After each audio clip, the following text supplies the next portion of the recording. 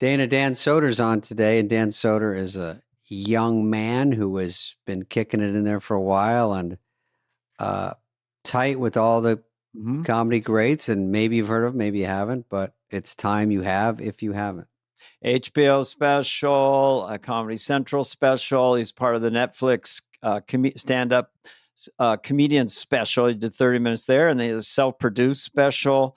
And so he's been around, and it was fun to hang out with him. His stand-up is great, and he has a great ear, and he delights us with some of his off-kilter impressions and tells us his story.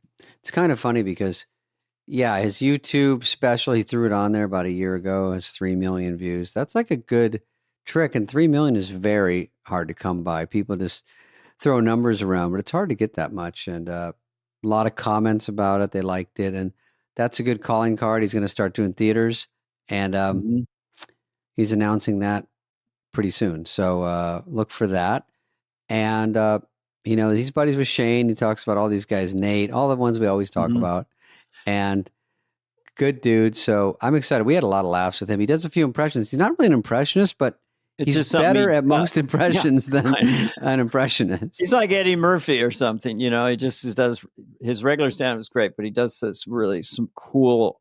Chappelle is pretty probably the best one. Yeah, that's awesome. So super talented, nice guy. And a lot of these famous comedians are his good buddies who open for him. Yeah. So now it's Dan's turn. Yeah. So here he is. Check it out. Dan Soder.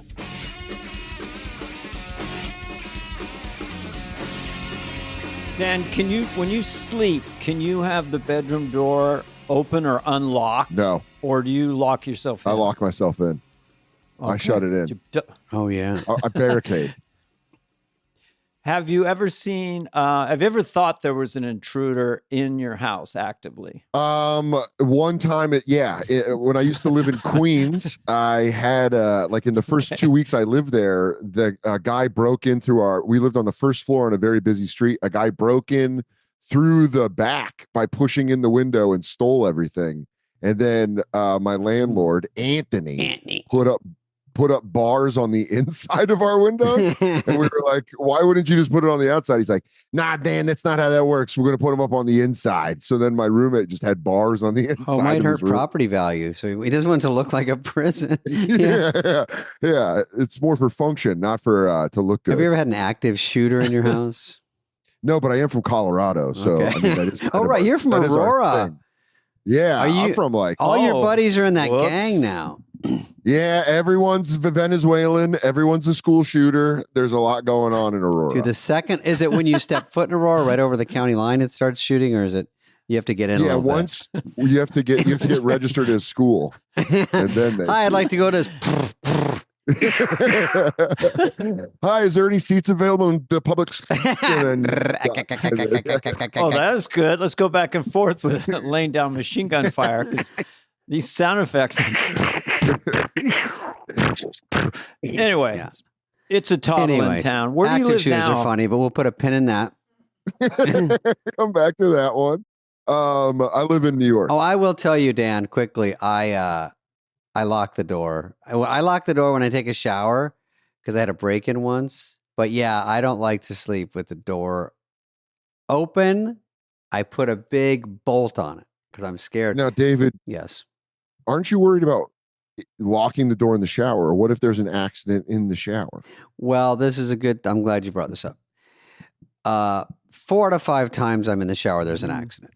No, actually, when I'm on the road, and you know how people put the little bar over the lock, so it's like a hook lock, and you see TikToks where people go, I bring these 9 things to lock my block the little hole. I put this, I put a chair against it. I'm not that crazy, but I will say that when I do that lock, I always feel like, what if something happens inside and they need to come get me and they can't get in? You can't get out. Yeah. They're just going to take the door completely right. off. Is that real? Is that a real thought? I mean, I don't know. Am I the only one who thinks that's crazy? Let me ask a neurotic question. When you get into the shower, is that it? Neurotic. You get into the shower. Do you ever wonder as you're turning on the water, gee, I wonder if there'll be some seismic activity while I'm in here. Does that go through your mind? Not for me because I'm not in California. I think that's a very Californian way of thinking. You guys have fault line. You guys have fault line brains. Yeah. And we worry about buildings crumbling. So I wonder if I'm in the building. Do you ever think an airplane's going to come into your shower? Ours comes from terra firma. Yours comes from the sky. You don't. Yeah, but things fall down in both cities. I'm worried about Delta 126 coming into my shower as I'm taking it. Yeah, you got you. I don't have to worry about the Earth swallowing me like you two do. I'm even worried about the hologram airplanes. If those are real, I don't want those hitting my shower either. Whichever. I got that Pro Plus in my hair while a 7.6 comes in here. That's why I got Perp Plus. Yes. It's combo. combo. Toddling. I don't want.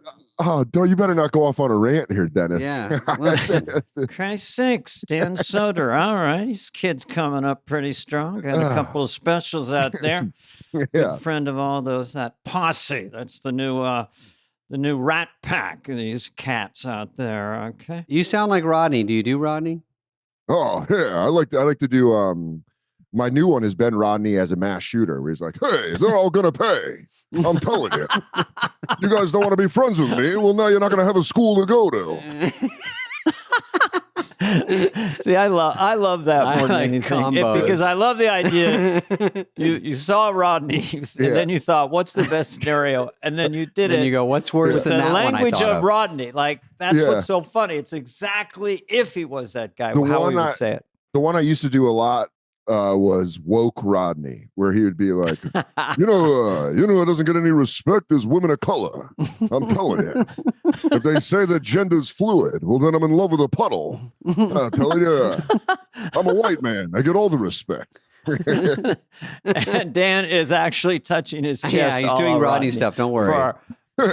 He's doing Rodney stuff. I mean, that's what Andrew said last week. Andrew Schultz, he said that impressions are coming back. And then I was looking around and, obviously Shane does his cadre, but you're you do a lot of voices, but you don't, I know, is that a word? Yeah. But you don't lean on it. Your stand-up is just regular stand-up. It's great. And then you have these impressions. It's kind of cool. It's like a secret weapon. Well, I would honestly, it's weird to like be talking to both of you and not acknowledge how important both of your guys' HBO specials were in my life, specifically Critics' Choice and Take the Hit. Two of the reasons I do comedy. My family's from the Bay Area, so anyone from the Bay Area was like a demigod in the house. San Carlos. Where'd you grow up? I know. My father lived in my dad's from the East Bay, but my parents got divorced when I was young, and I would go live in Marin with him. He lived in Greenbrae and Mill Valley. Worked at a liquor store in Mill Valley called Dan's Liquors. Been there. Have a house in Mill Valley. Yeah. Well, what's funny about that is I thought he was working there because he loved me, but it was because he was an alcoholic. So that kind of feels like a Norm joke where it's like, I thought he loved me, but it turned out he was a raging alcoholic. I know, it's the way he would just slowly go. Yeah, the guy thought he was a real good friend, right? We're talking about the game and everything, like the Giants could have won and everything. And I realized he's only talking to me because he's a raging alcoholic. All right? I'll just randomly do that now because I'm obviously a big Norm fan. But yeah, just explaining my father's drinking problem. It's because he had a raging drinking problem. Yeah, exactly. It was. Right. He hits it. It's just a Normism. But I used to do him as it never got a laugh. I would do Norm as an alarm clock. Great. Hey, wake up. There's a crack whore and a midget in your bed.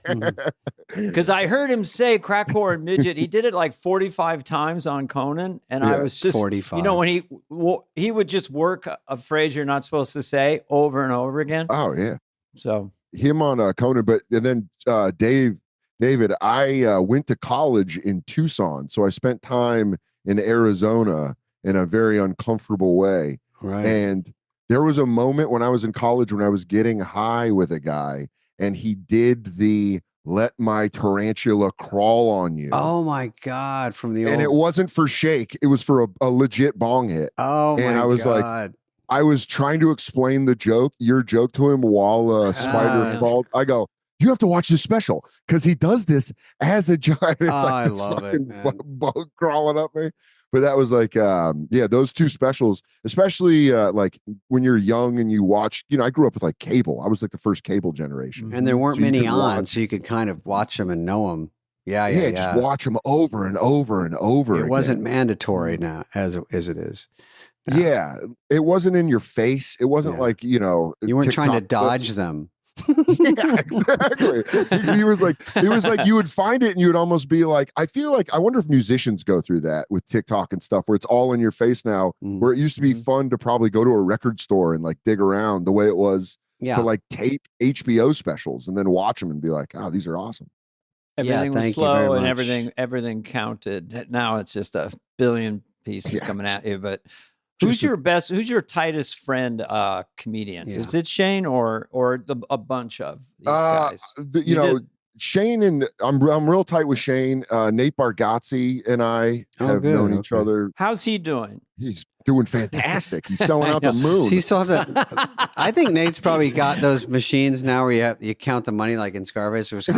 That's all you hear when you call Yeah, him. when you He just walk goes, in, coming. and he goes, "Hey man, sorry, I'm gonna need to get a different room because this one's filled with money." And you're like, "Oh, It's cool, topless mate." girls counting money, but no cocaine. Just Yeah, the they have the money. face mask on.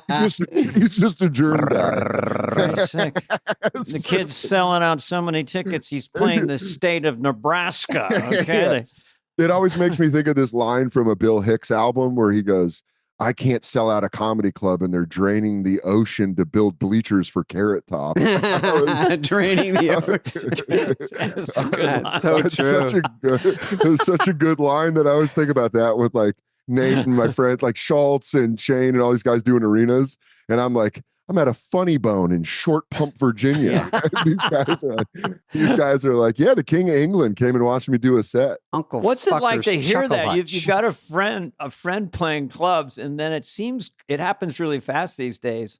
Where first it's maybe a big theater. Whoa, Yeah. dude, 3,000, and then it's sort of an arena like a 15 or 20, or It's And- what I like about it is I think stand-up comics specifically, it's always in the rock bios that they get like carried away with it and they're like, well, we owe this. This is what we're owed. Comics, I think in general are just like, what the fuck is Sure. this? This is crazy. Like Shane, I'm opening for Shane in he's doing arena shows in Cleveland and DC. And I did a couple with him a couple weeks ago, and he jokingly walked up to me and he goes, "I just wanted to headline a Thursday at Helium in Philly." No And he's like, shit. got out of No shit. control. That's how it starts. If you can And fill then up it's a just- week, yeah. Yeah. So, I mean, I think it's awesome, man. I'm very happy for all those guys that are doing just, I never thought stand up would be as big as, hair metal. Yeah. Do you think it's? I mean, It I is think crazy. those stadiums are the bigger gigs. If I'm in them, I'm not really filling them, but when I do them, it's with other people. It's a different sort of pace. It's a different sort of everything, and I sort of miss just my type of jokes are a little. And plus, I'm kind of quiet, and maybe I mumble. I don't know, but it's better for a little smaller area. But when I go on tour, it's not that big. But I saw a picture on Shane's Instagram of which is depressing. Of it's like a slide of places filled arenas, and I think I'm like watching a UFC fight, and I see Dinky Shane in the middle. I go, oh, it's just stand up. But it feels like sometimes when I'm up there, I feel like my energy isn't enough to match how much is in the room, and it's very odd. Well, that's why Nate is such an outlier there. Yeah. He plays it so intimate. I mean, So what's his secret? I mean, what is he doing that's so amazing? to his be that jokes are low-key? he's just so good at Quality stand up. jokes, yeah. Mhm. When we were coming up, I always called him the Basset Hound of comedy. He just Sure, he seemed loved like that. a guy. Yeah. Oh, he was a big fan of that. He definitely. He did have Well, a bit of a what was glow the up. idea behind it? Yeah, I miss old Fat Nate, dude. I want. Yeah, Puka where's Shell, Fatty? Shane Dead. Where's Fat Nate? He and used to look like Applebee's? Jared from Subway. Fat Nate should be a cartoon on Netflix. I would 100% watch that. Old I Fat watched- Nate. Nate used to look like a guy that fixed like Ferris wheels, and now he looks like the CEO of a blood company. Where you're like, I don't even know what this. Yeah. You're wearing space pants. It Yeah. was wild. Yeah, he's something. I see Yeah, clips, but there's less clips now, I think, which is smart because I think the market was flooded. Yeah. There's Theo clips, there's Nate clips, and there's almost Shane clips. Shane clips. Shane clips are everywhere. I see more but Shane as Trump clips. Yeah, his Trump is perfect. Yeah. His Trump is. It's a secret weapon. Dana, when you rate other people's like when you go up to your chart and you put the rating, when you do the rating, who has been your, because Baldwin obviously was the classical pick by SNL, but I would argue that Shane does the perfect Trump. Well, I would say I go by funniness more than accuracy. Yeah. For my personal taste, I think that James Austin Johnson is like jazz with it. He's got so many hooks and so much. It's almost an overrunning thing. Shane, first of all, he's a little doughy like Trump, so he kind of can be Trump. He's big. He's tall. Clip that. That's going to get him to punch a wall. And when you see, well, he's not Trump, but what am I going to play Trump at 145 pounds? But he makes me laugh the most when he does it. So that's why I go by. Well, he goes a little more racy. He does more stuff that's a little like when it's on Kill Tony or something. Edgier. I think Tyler Fisher's has some hooks that are really, really great as well. Really some interesting hooks. I think Shane's speed dating on Gillian Keeves, his sketch show, when he does Trump, Spade, you're right. He like nails the dirtiness of it that Trump kind of has. So it's kind of funny to be kind of thinks and doesn't quite get there, but he's close. Yeah, he's close. He said a lot. Trump knows he's like a comedian, and he goes for laughs. Like, I saw him at a thing the other day. He's doing a press conference. The guy goes, "We're Republicans for gays." He's like, "You don't look gay." Yeah, and everyone laughs. He's like, ha, go ahead. What was the question? And everyone's fine with it. Like, who says that? Obama never said that to anyone. That would be funny. He goes, you don't look gay. Obama right. Like, you're not gay. You don't look gay.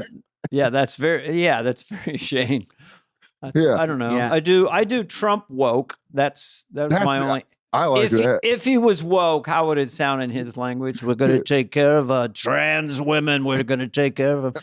What's happening to them is quite frankly a disgrace. They ought to be able to compete with the girls. I don't care if they're 6'3" with flippers for hands and feet. You got to put them in the pool. Yeah, that's my favorite thing to do with a voice is to completely take it out of context and make it applicable. That was, I screen tested twice for SNL, didn't get it. We'd like to hear about that. I don't want you to go through your voices. You guys wanted to hear about the failure. After seeing your stuff today and seeing you on Billions, realizing you're an actor, you could play the game show guy, you could play the dad, you could do all that. And then you also have all these really cool takes and impressions. So what happened? You should still be on that show. I got too nervous. I got way too nervous when I auditioned. My agent told me to do characters and voices, even though I was doing. It's not all you do. Yeah. And I was like, well, why don't I do stand up and then I can do a couple like impressions at the end? And they were like, no, they want you to do all characters and impressions. And I was like, okay, great. And the first one went well, but then you get the call to come to 30 Rock and go to 8H, and it's like it as a fan, as like a lifelong SNL fan, it's very intimidating. Oh yeah. And it also it was for season 40. It was before season 40, and I wasn't planning on ever auditioning for SNL. I just loved it. I just loved it as a fan. And then I was writing a cartoon for Comedy Central with Brian Tucker, who at the time was the head writer, and he was like, you should audition, man. I was like, I don't know. And then I did. And I got to do the screen test and it got in my head. I just got like, I wish I could have redone that, because I think if I would have been more relaxed, I would have done a lot. I mean, I watch Dana, I've watched your audition tape over 100 times because of YouTube. You get to watch Phil Hartman's. Oh, wow. You can go find all of them. Crazy they have those. Yeah, and they're just floating around. Yeah, I never heard of that. And I think that did me, I used to open for Colin Quinn, and Colin would always go, he'd go, that's the problem with your generation. You guys know every damn thing that happened in comedy. you can't even be surprised with anything. So, and I was always like, I don't know if I believe that. And then now I'm like, oh, he was absolutely right. It was like the weight of knowing too much. For sure. I wouldn't know of anyone's audition. You just hear about it. Yeah. We've heard that story a few times from different people. I think Kyle Dunnigan told a story of just feeling remorse, but you know, I got to do stand up in front of Lorne Michaels in a club with a good crowd, packed club with a good audience, and got to do 40 minutes. Shit, yeah. Before I had to go do the kind of 8H, but it was actually in Burbank, and Jim Carrey was on that audition too. Was he really? Yeah, putting his foot behind his head, and I thought, well, they got to hire this guy. You know, put his balls in his mouth. I mean, it was tough. It was a tough that's before he auditioned. I don't even know how. That was in the green room. Oren's like, I don't know who the impression is, green room. but it's funny. That was on the way in. I've never seen balls in a mouth in person. It's just funny. It doesn't need something of like testicles in an orifice is always good. I mean, well, 30 Eric Rock. Idle and I used to talk about it with Chevy and Danny and Billy and Paul and Marty. Can I tell you guys a character I've been doing on the road? And this is so. A lot of comics are very rich right now, and they suck. They're not good at stand up, and so I've been doing this character that is an African shaman that I pay to tell people the truth. So he just goes up to him and he goes, I love the premise. I do not like your comedy. I do not think you are funny. I do not think you have punchlines. You are just saying bad words. You are not funny. And then they go like, oh, great. They go, oh, fuck, man, that kind of hurts. And then it like catches on in comedy where like, you know, people are buying. So you're at the cellar and there's like 4 shaman walking around being like, I think that you do bad jokes. I do not like you. And then they're like, oh. And then the punchline that I had with my opener was that it gets back to Lorne and he's like, Dana had a shaman in '89. And, it really split the cast. He was pretty mean to a couple of the feature players. Yeah, for sure. That is Lorne is like, David, the voice. shaman wants to see you. Yeah, David, Adam got a shaman. He wants to talk to you. With me, he'd go, why are you gay? You do like the boys. But he sounds like, why are you gay, guy? Yeah, that's the whole. That's where I got that impression That from. guy's funny. Welcome to the show. Funny. Why are you gay? Why? I think you go with that. Auditioning?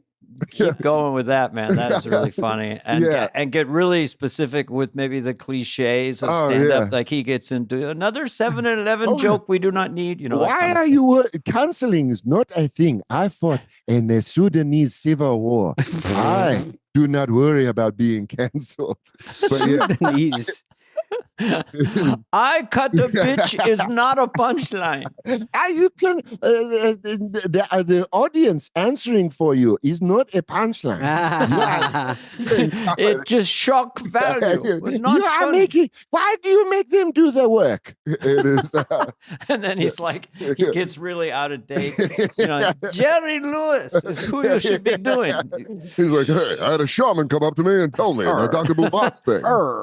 That's great. But so the SNL thing, literally was like before Dave, the director's name was Dave Wilson. Davey Wilson. He was cool as fuck. Mm-hmm. And he was great. He goes, hey man, I had like, you know, my cowboy hat and like other things that I was going to put wagon on full for of like, shit. Just like where do I put my wagon? trinkets.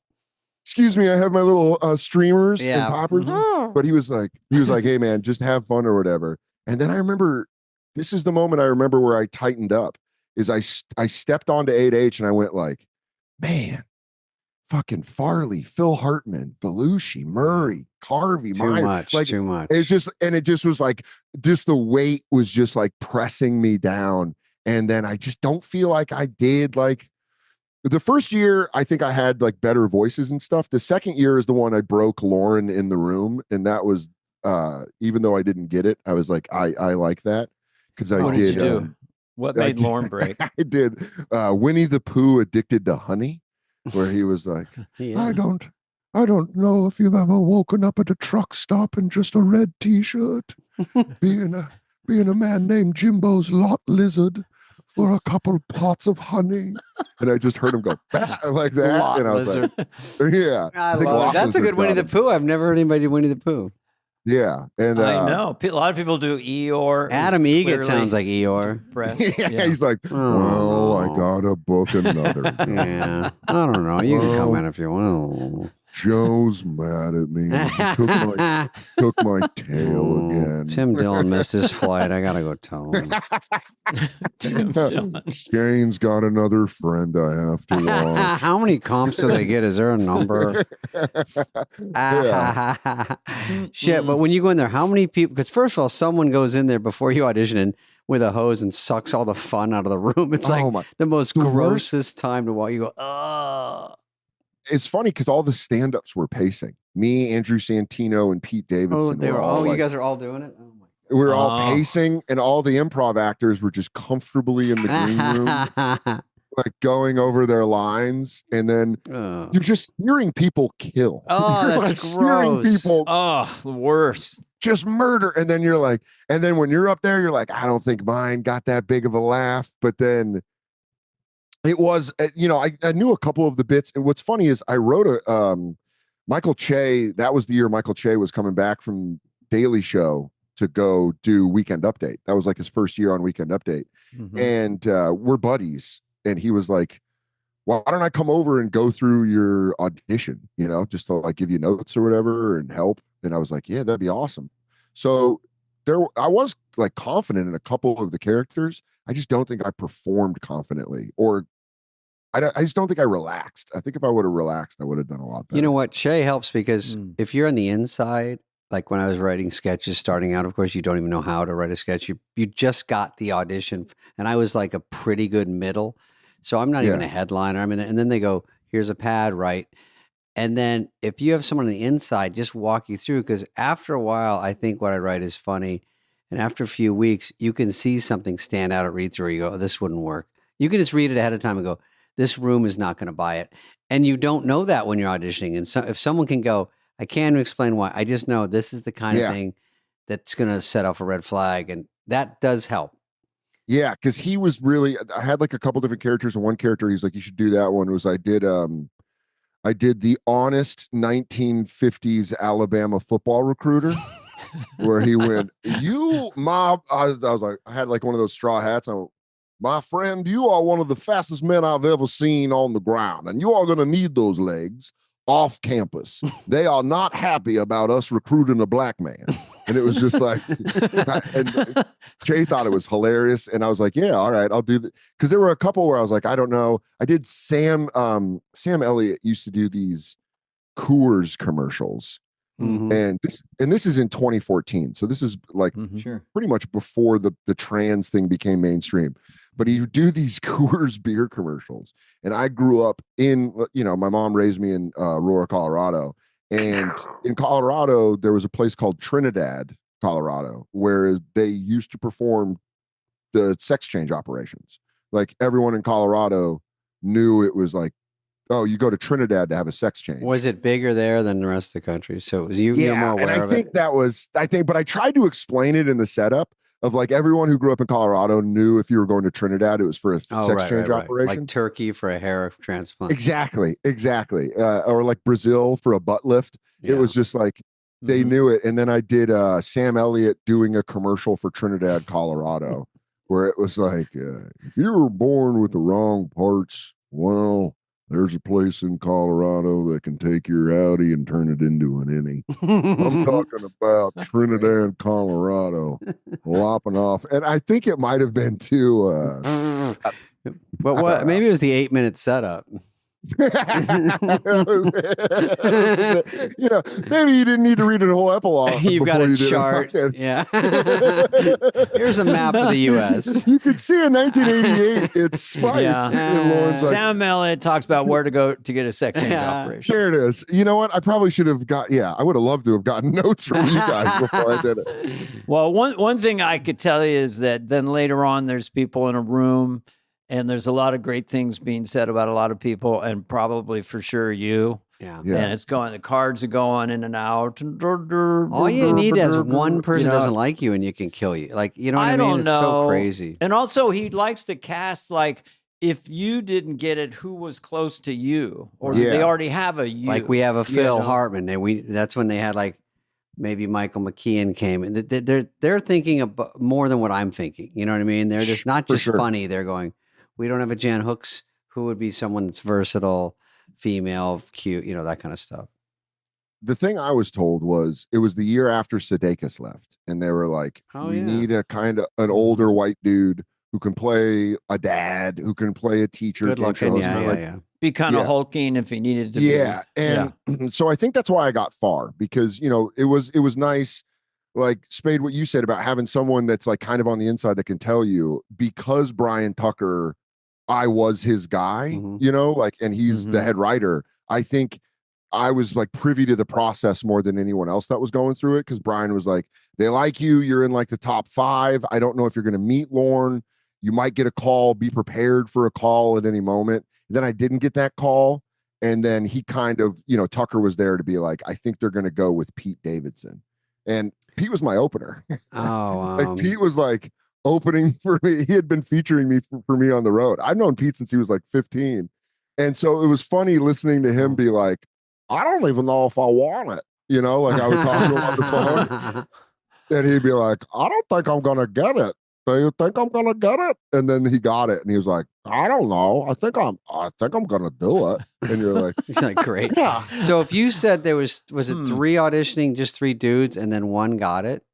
No, it was like 16, 17 of us. Oh, how many got it? Who else, Pete? One. It was just Pete. Oh, wow. So that's such a different choice that you can't no take women. that personal. And Michael, no women. And Michael Che had the funniest, you know, because we're still good buddies. And like, it fucked me up because, you know, I took it as I wasn't funny. I know everything you're saying now makes sense, that they're casting what they're looking for. But when you go and you do it, you just go like, but if I would have been funnier, I would have got it. Like, that's what I kept thinking. And then Che goes, no, man, Pete's cool. You're like an older white dude. He's like, Pete's like 19. His dad died in 9/11. And I was like, yeah, that's a way better story. Yeah, you blew it. I blew it. My dad died next to a lake outside of Ukiah. That's not very hooky. Well, that is tough. I agree that he does like someone, you know, he's got Marcelo now. So it's like young, cool, good looking dude. And there's just, he wants one of everything, I think. And here's the thing about Lorne. He's right. Like, look, Pete blew up and Marcelo's like incredible. Right. So it's like, he knows what he wants. It's his show. It's also why it's been around. Right. Then you get girls watching, and you know he's got to cover all the bases. But to say you lost is like going to the Olympics and going, they liked me, but I got 11th. Yeah, that was exactly it. Where they were like, oh, but you auditioned. It's like, cool. I'm not going to wear my Team USA jacket when I didn't. I got close. Yeah, you got to the Olympics. That's what you did. You got to the end, and you just. That's the hard part, is that you can't help. Mostly comics are insecure anyway. So going into that room. From me to you to Dana, you're just going, why would I be here? This is not even what I even thought about. Like, and do I deserve it? Am I good enough? And if I'm not, that makes more sense in a weird way.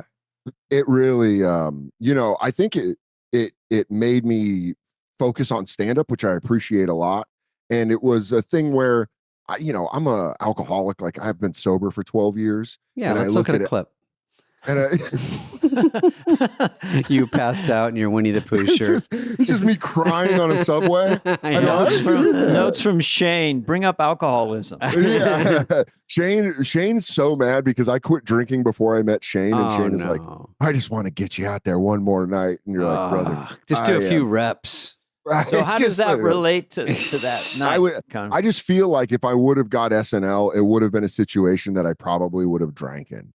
That I think I would have gone. It's such a high pressure.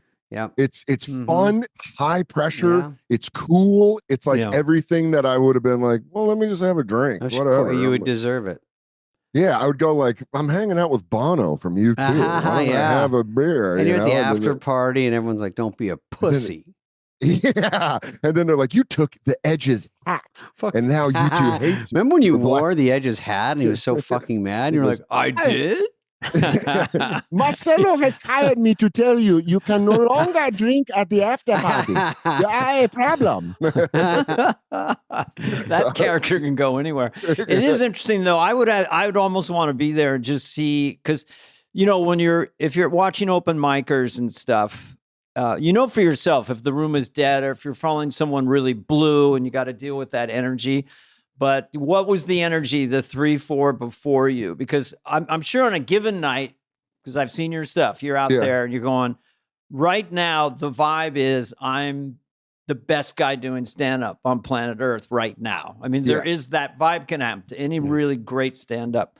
And so I'd have to go back and see what it was in that moment. And it's probably nothing to do with you, I snuck in like 2 before me just to see what the energy was like. And when you walk in, through the back, like the main entrance of 8H, and I like peek around and it was like, I forget who it was, just like throwing confetti and being like, oh my God, a little fucking piggy. And I was like, Rip Taylor.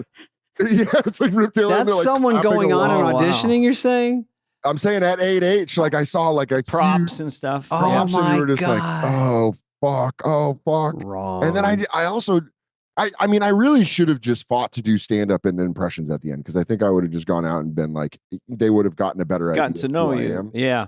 And also, if someone had just not told you we're going to audition and you were just walking down the street, can you go up there in 2 minutes? That probably with no prep. That's exactly. You could do a set 3 days later. I've done sets like that where I bomb and 3 days later I'm at some club doing great. And I'm like, what's the difference? Why is this working? You're people in a room. Now you're people in a room. Yeah. Why was that so How painful? many were there? I never know how many come to watch. I don't in the back, I could only see, they like stay out of the light. Gross. Like, I know. They just vampire you. But it's like all that jazz. They're like, next. They're like, should I start? Hello? Yeah. It's like Roy Schneider. I think that's what happened to Kyle Dunnigan. He walked out and the guy goes, whatever you do, don't do it until they say 3, 2, 1. And then he went out and Lauren goes, are you going to go? And he goes, no, this guy said, and then he goes, 3, 2, 1. And he goes, and he's immediately off on the wrong foot. Didn't someone go out there and then they had taken a break and didn't tell him? And then there was no one out there. And he had to restart. It's like going to the electric chair and everyone's at lunch. You're not going to go to the electric chair in an hour. Some guy fixing the bleachers goes like, hey, that's a pretty good Woody Harrelson. I liked it. Excuse me? When they come back, they're going to like it. Oh, you're not here? Like excuse me, sir? Like trying to get out of the light. Pitch black cabaret style. I know. Yeah, getting your lavalier mic on and talking to you. Oh, yeah, It was one of those things where immediately when I left, I was like, I could do that. I could have done that so much better. Sickening feeling. I could have done that so much better. And it is like, and then the next year, I like kind of knew I didn't do any of the preliminary auditions. They just called me the week of screen tests and they were like, that's at least nice. Yeah. Well, that's very complimentary. I mean, obviously they were on you were on their radar. Go ahead. Yeah. But they were like, can you do I think they wanted someone that could do a Jeb Bush. They wanted someone that could do I can do Jed Clampett. Yeah. But it was a thing where I was like, nothing there. I was like, Jeb Bush is tough. Yeah. I was like, I could try. And they were like, and then just bring 3 new voices. And that's when I did Winnie the Pooh and I think a couple other ones. And they were like, okay. And then they were pretty quick back to me like, nah, not this year. But it was nice. Pete got it nice again. Yeah, Pete goes, you can get it twice. You can get it twice in the back-to-back years. He quit and then they hired him back. They go, we didn't see anybody good.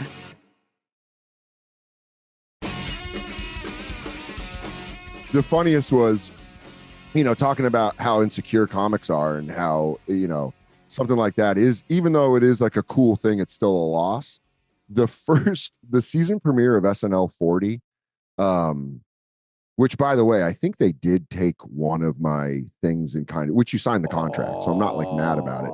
But one of the things I did, one of the sketches I did was Jason Statham's edible arrangements, where I was like, if you're proud of your family, send them a bouquet, but not of flowers, but of fruit made of fists. How about you kick them with some cantaloupe with Jason Statham's edible arrangements? And then one of the sketches that they cut was Jason Statham's That was like that episode. And I was like, Oh, right after your audition. Whoops. That's a little too close to the bone there. That's but that's also, in all fairness, and people love to leave this part out whenever they tell about sketches. You sign a contract going like, hey, I'm giving you these ideas. Like when you audition, there is a contract that's like, whatever they see, if they like it, it's going to be theirs. And I completely understood that. So I wasn't mad about that. well, it says in the contract, we will not hire you, but we do love these ideas. But good joke. Yeah. But the first SNL 40 premiere, I was at the Stand here in New York at their old location. And I was doing the 8 to 10 in the midnight. And I was very excited to watch Che on Weekend Update because, I've known him since we were doing open mics together. And 8 and 10 o'clock show were great. Midnight show, I bombed so hard.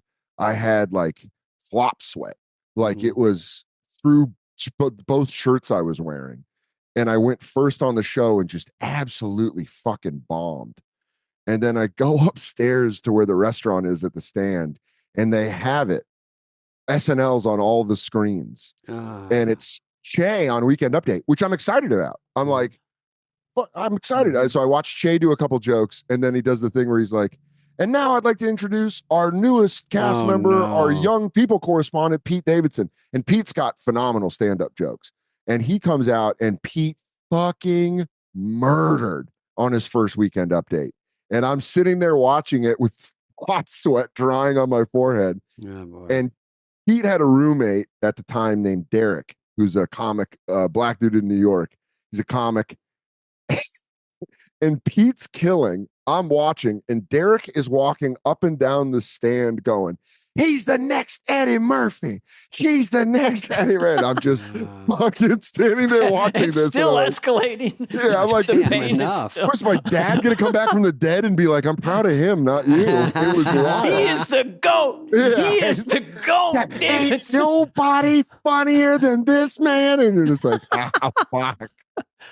It's an emotionally violent. I bombed horribly following Sam Kinison at midnight at the Comedy Store, the original room with no MC in between, and just dead silent. I mean, just death. What does Sam bring in? Sam goes, all right, this next young man. I go, what's up? What's up? And then I saw a little painting lights up. I looked over, it had been lit up. And so, it took me a couple months to get over that. I thought SNL was out of there. You remember every bomb. You remember every bomb so accurately that you're just like, it can turn so fast. You would have done better if they saw you. They saw me and Rob Schneider at the maybe Catch Rising Star, but we didn't do that well. But Dennis Miller was saying they're just going to look at the writing, so that you don't even have to do well, and they just want to see kind of what you're thinking, and if it's a little weird or a little something. And they didn't have one of me. They had Dana, but they were like, I was brought as a writer and Schneider, and they didn't have anyone to look like Schneider, so he got on a little quicker. And then Sandler was unique, and Farley was very unique. So I'm just saying that when I walked off stage, I was kind of like, tough. There's probably 25 people in that crowd that night. Probably 10 SNL, 12 SNL, 12. Oh, gee. So they were like about half of it. Yeah, like comes in, like they come in into a crowd that's not that full, and then you see like you hear, and it's like Jim Downey and and then all these people that are and some cast members. I think anyone's invited because I remember being there and Marcy Klein going, they're doing auditions if you guys want to stop by, or like. How horrible to see us all come in and watch. And like, I just said it. Dude, if I would have walked in there and just Kristen Wiig would have been staring at me. I know, like what's this fucking chump got? Just not even blinking. just, oh, God. Are you mad at me? I was there for Louis. I watched Louis. Oh, at Caroline's, right? Man. Dana, your boy, Louis. My head writer, Louis? Yeah. From the Dana Carvey show, my head writer. What? Okay, Dude, the Dana Carvey show. Let me tell you right now, that affected me. Dana. It did me too. Yeah, but as a little boy that was your biggest fan when they took off the Dana Carvey show, That was a bad Monday for everyone in my class. I know. We had hearing- Murderers Row, boy. You guys Carell, had the- Colbert. Fuck, you guys had the fucking best. Yeah. That documentary was phenomenal. It really was like, it's funny because I would tell people about the Dana Carvey show sketches, and they would treat me like I was crazy. Like people it was like a Mandela effect. Yeah. Like I was misremembering something. Where I would do the nauseous waiter was always one that I'd be like, oh yeah, that was the killer. That was Colbert and Carell. and when you guys would pay for stuff and drive away, your bad pranks. I don't know, Stupid they still pranksters. show those. They show those Dan on Instagram now. Thought I was going to lose Steve. I mean, he was so committed and flipping out in that car, and the veins were popping out of his head. I said, between texts, I said, we'll flip out, but I mean, it's okay. God, chill out, dude. Yeah. But when it's just getting the lens on people. Like it was just Colbert and Carell, just two guys. We nicknamed the two Steves. And then as they emerge and they go on, you go, oh, it was Steve Carell, and So I would, if I was your manager or agent, I would still float you around for SNL. I don't know. I think just put it out They'd have there. to come I think find you at this point. I They'd think have to they say, could "Hey, come use your versatility and your impressions, your take on things. I don't know. It's just, I don't think there's any. Phil Hartman got on at 38 or 39. I mean, that audition. You want to see the perfect audition? The guy. First off, just comes out, does the private eye, the perfect private eye voice. Chick Hazard. Yeah. I was dancing cheek to cheek with a bar, and it's like it's perfect. And then his impressions are in fucking German. He does his impressions in German as the best German impressionist. A legend at the Groundlings already. Yeah, I got it. And didn't really even want to do the show.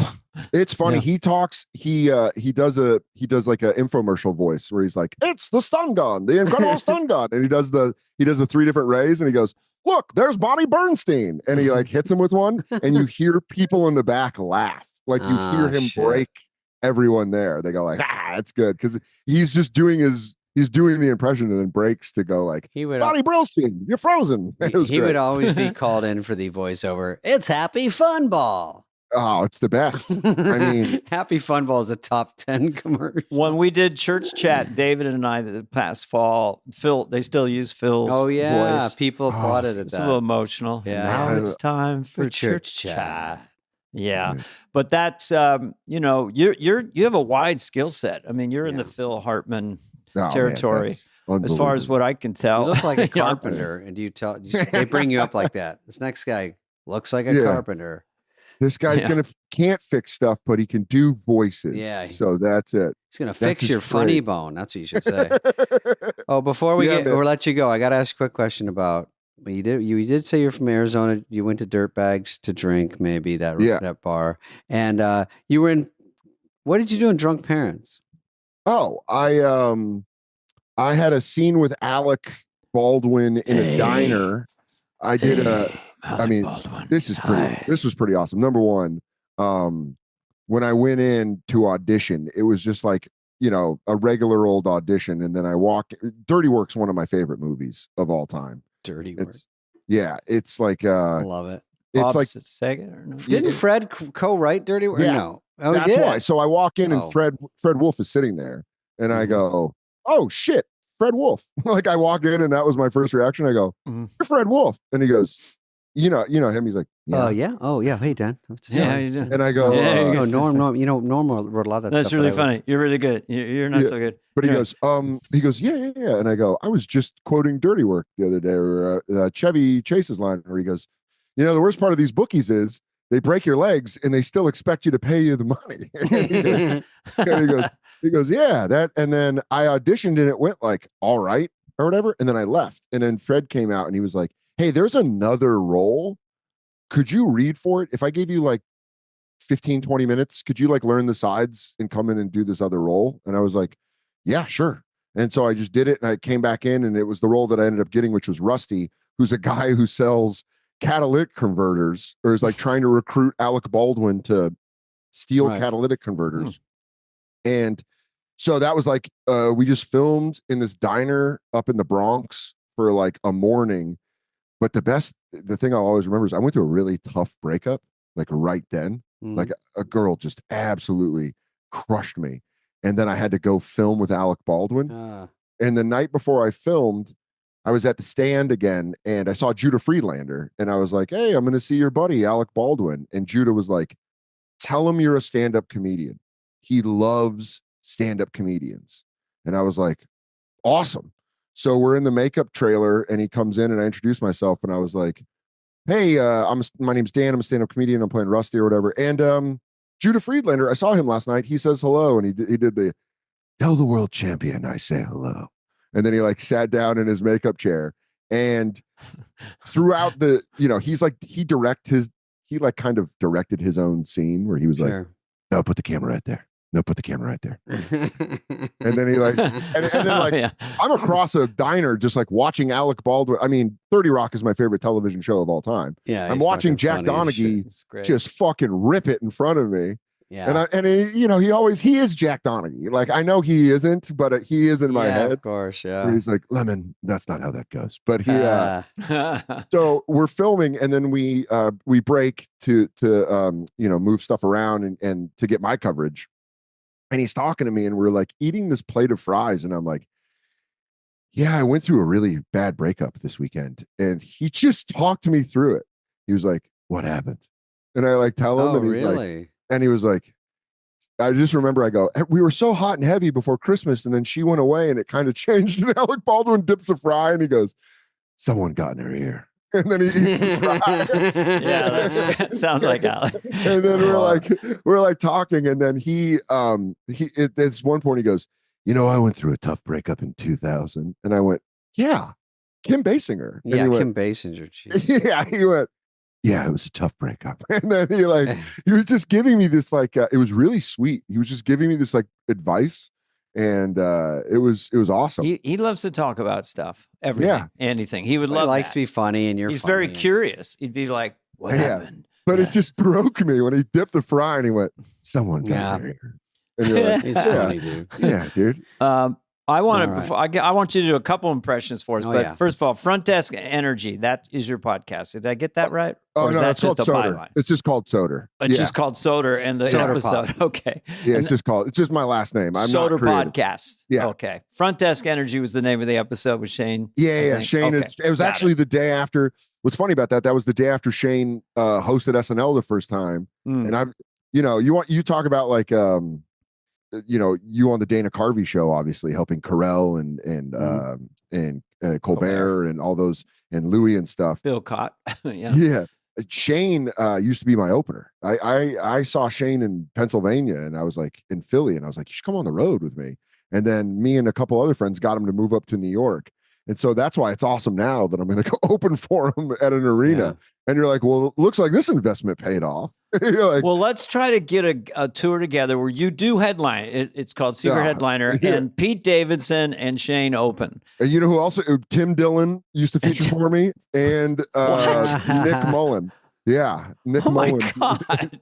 By the way, I remember a show where Tim Dillon buried me so bad that halfway through my set, I was like, in my head, you have that comic thought where you go, should I ask them if they want me to bring Tim back out? Because it was like, oh, he's too good. Yeah, it was at the Vermont Comedy Club in Burlington on like a show, and Tim just murdered for like 25 minutes, and then I went out there and I was like, well, I mean, what am I gonna fucking do? It's hard to do. That's a what the fuck am I gonna do? But Shane was like that. Shane would kill, and you'd just be like, fuck. I know. Don't get a opener that's that good. Guys, just get kind of a nice, sweet opener. It doesn't do anything like you. Kind of mellow. I mean, but this was like, I was still in that like, you need to be the best you can be. You both are absolutely right. Get a guy that's good, but not gonna fucking make you go crazy. Yeah. Or a woman, somebody just different. So you self-produced, right? You did a Comedy Central special, and then a Netflix. You did 30-minute the stand-ups, and then which I think is cool. People are doing it, and Shane did it on YouTube, right? That's called On the Road. Did I get that was right? recent. So I did HBO. I did an HBO hour in 2019, which was like, I think I feel lucky. I think I was one of the last people to do a real HBO special. Yeah. Like an actual on HBO. It like debuted full hour. It was the best experience of my life, especially talking about your guys' HBO specials. Dana, I got to perform at Palace of the Fine Arts last month. I headlined. And I kept thinking about it.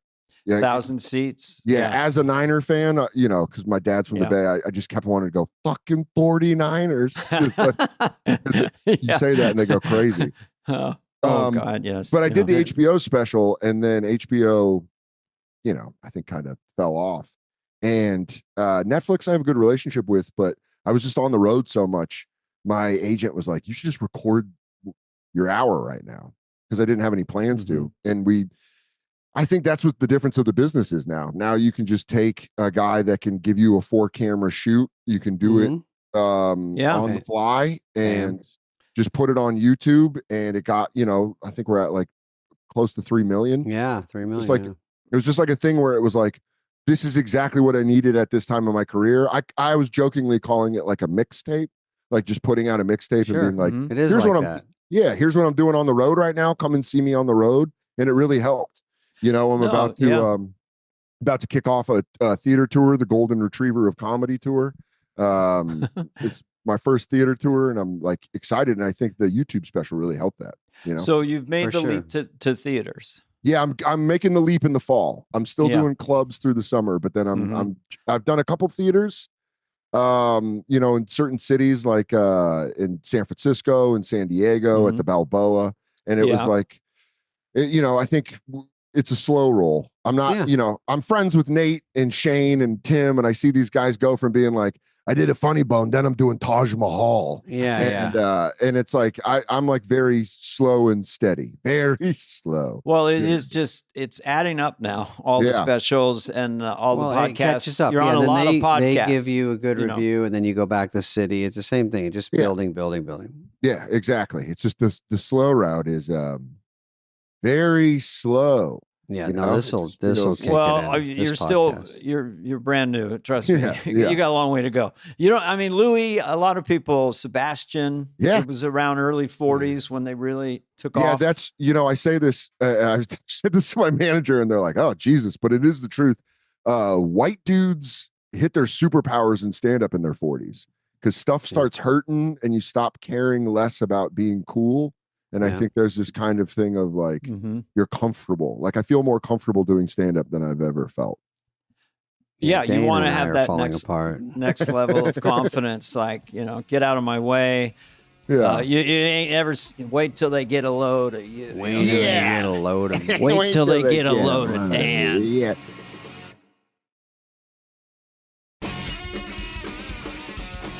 Just real quickly, because we've never had anyone do these on this show. Just a quick Chappelle and a quick Cat Williams. Cat Williams is reactionary. I don't even think it's that good, but because you just go high with it. It's just I can't even. But I love Cat Williams so much, and hearing you do it makes me happy. The funniest shit that he said on Shannon Sharp that no one talks about is when he goes, Chris Tucker used to hang out with Michael Jackson. Michael Jackson used to call him Christmas. And he goes, would you ever let another man call you Christmas? and Shannon Sharp goes, no, I wouldn't. No, I do not believe I would. Skip bailiff. I ain't gonna say that, but my Chappelle Chappelle's my favorite comedian of all time. Like I've like probably paid to see him live before I started doing stand up. I would like a deadhead. I would follow him around. And then COVID hit. This is what I talk about on stage. But when COVID hit, they shut down all the comedy clubs in New York.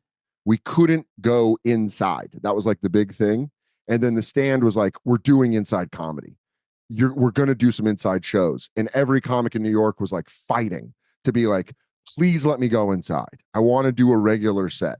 Yeah. And the day of the show, I get a text from Patrick the Booker, and he goes, hey, the next 3 nights are canceled. Chappelle is just going to do shows. And so then I walk into the Stand one night, bitter, sure, bitter, angry.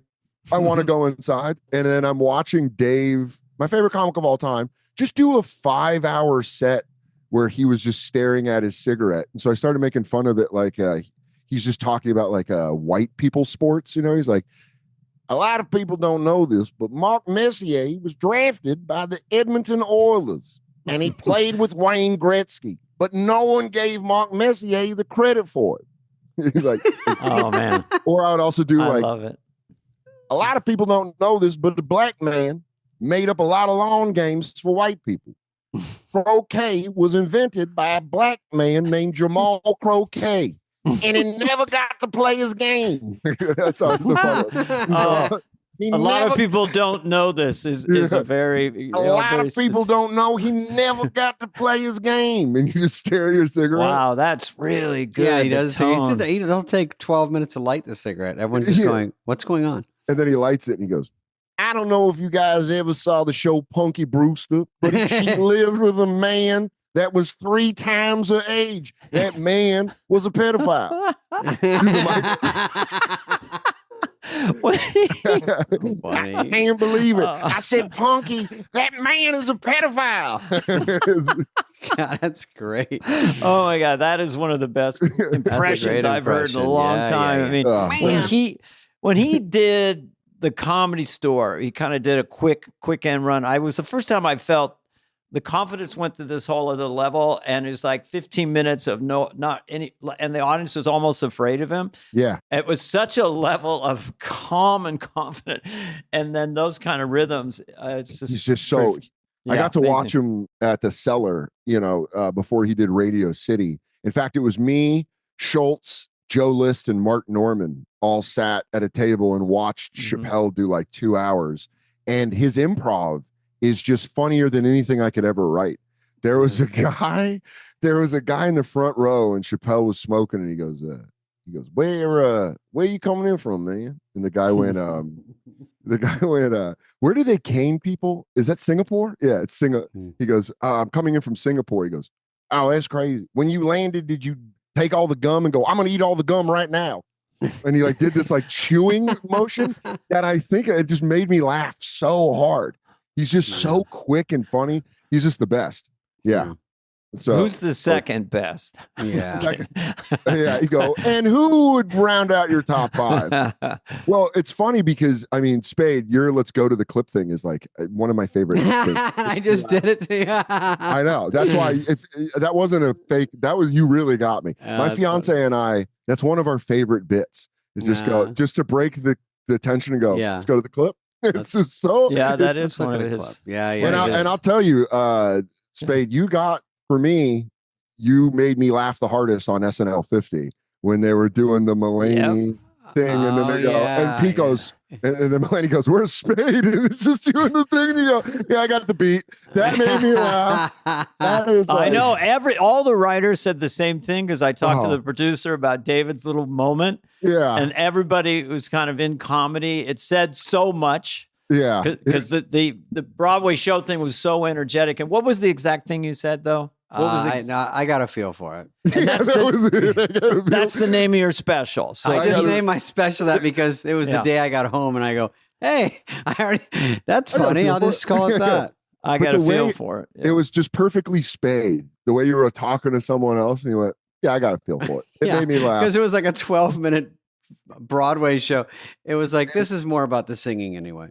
I'm glad this podcast didn't turn into me complimenting you two, because it almost is what it became, because I'm such a massive fan. Like, Dana, I don't think you understand you saying I do a good Chappelle. That's like that's going to fuel me for years to come. It's unreal. I'll add to that. That's unreal. Well, because it's not just the rhythm; it's also some texture in the tone of the voice, and then it's the phrasing. So the 3 things are sort of perfect. So it's like, don't anyone else try to do Chappelle. If anyone wants to try, just that's been kind of checked off. But your Biden was something that I thought. I mean. I'm not getting around here. I was so mad. I was so mad they put you in late for that. I was so mad that I felt like the last, 2020 to 2025 should have been you as Biden. I don't know if you wanted to do that, but like when I saw you do it, I was like mad that it hadn't happened before. They'd asked me before, but I felt like I'd done it on Colbert just real quickly. And I felt like the audience in New York wasn't ready for it. Because of thinking it would make Trump happy. So, but when he whispered and yelled is when it became a 3-dimensional. I write the bill because I know how to write bills. I can write bills faster than he's ever better. Bed Bath and Beyond. Then I knew I had an energetic impression, but I was happy to land it when I did. You know? Yeah, it was perfect. It was perfect. And two fan questions that I'm going to kill myself because I don't know if I'll ever see you guys are going to have to ask. You can take the hit. David, hey, that was my first question. Right. Did your dad get mad about those jokes on Take the Hit? My real dad, Pee Wee. Yeah. No, he had no say in it. I would tell I know, him, but I after said it if came out. I have to get, he goes, But was he he mad? didn't love it. You know, there was one I did about my stepdad. 15-inch gun and 15-inch gun. Oh yeah, 16.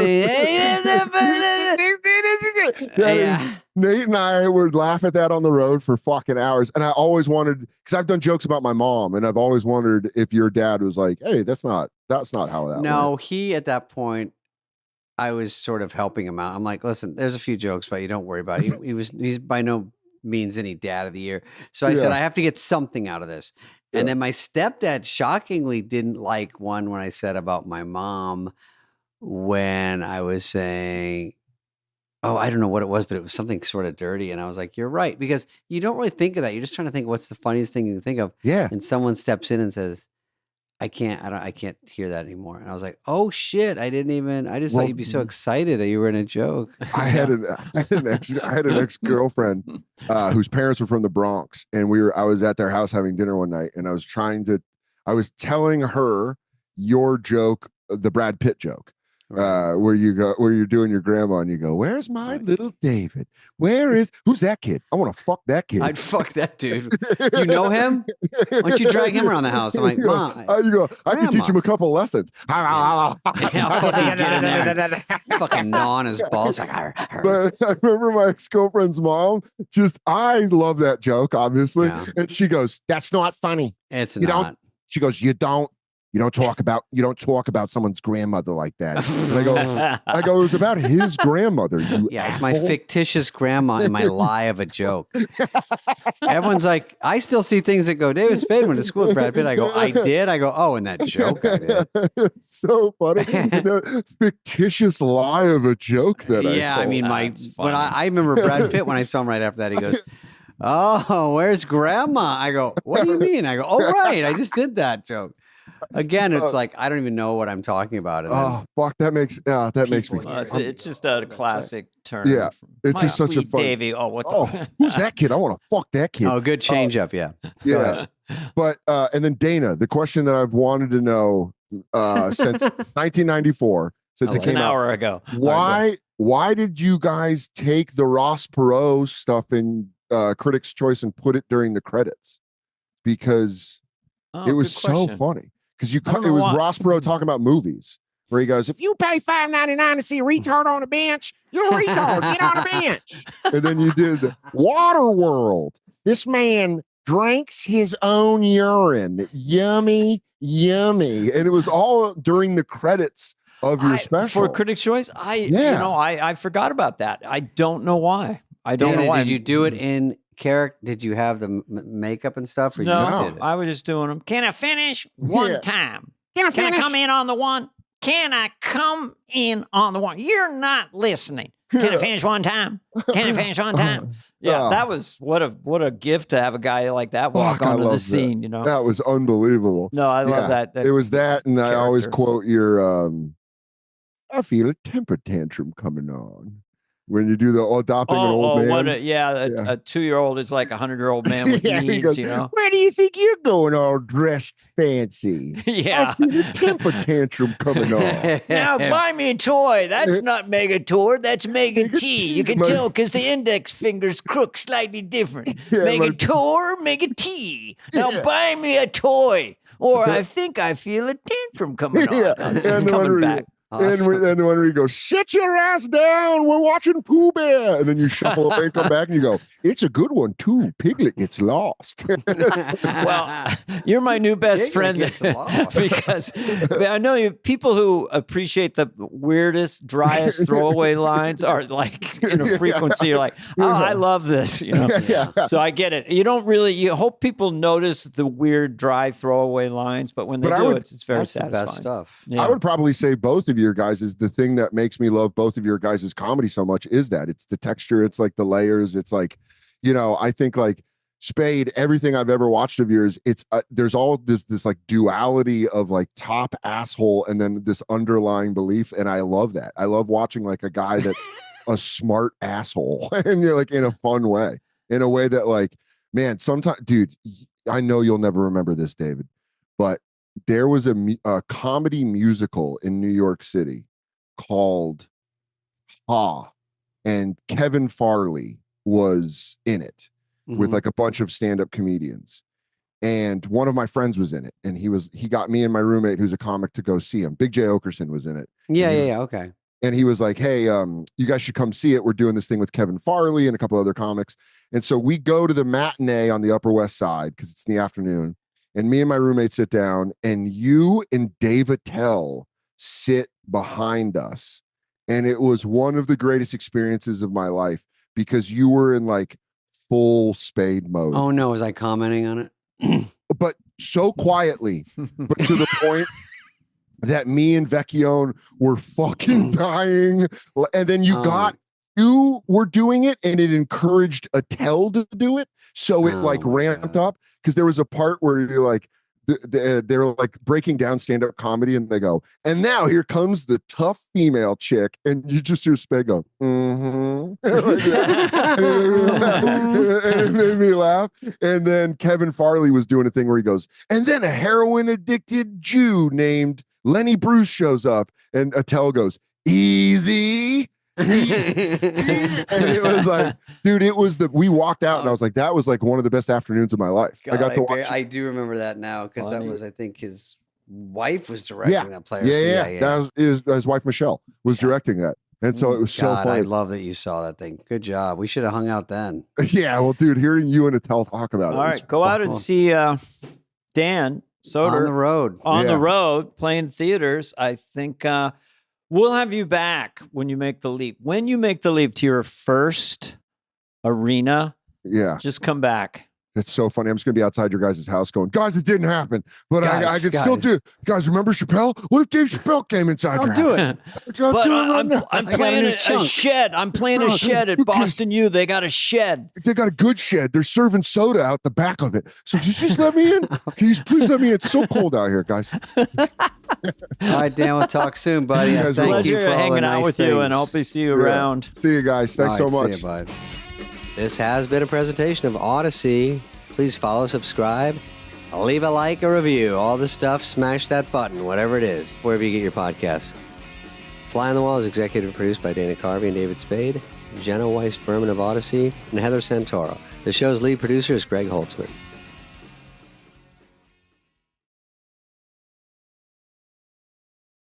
We have on our show today, Dana, Dane Cook, a familiar name than my name, D-A-N-E, and I am D-A-N-A for all you fans out there.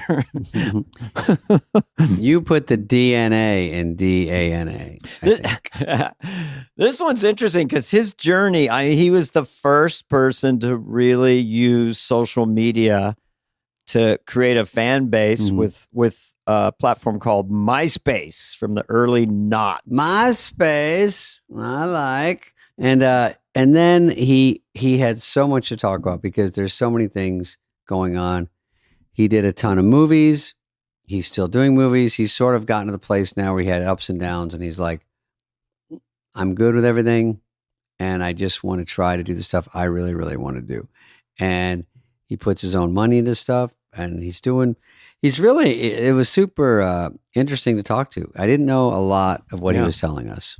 Yeah, I mean, he really made the leap pretty quickly to stadiums. You know, people are doing a lot now. You know, arenas. Yeah, he was giant. He was one of the first to go. It was Dice. I remember was big, and then Dice earlier than him, and then he came out new, and he was just like a huge. And he's a very open, real person because he's had some ups and downs. He had some legal issues that he'll address in terms of family members, and it's very, very interesting interview. And he's very he's a smart, clever person. I'm just going to say. It's kind of similar to the Matt Rife, where good-looking dude comes out, blows up in comedy, and has a big career. And so hear his story. Stick around and listen to this. Here he is, Dane Cook.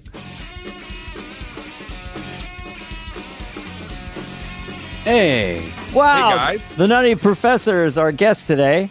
And he is, Dane is surrounded by he's got a stormtrooper.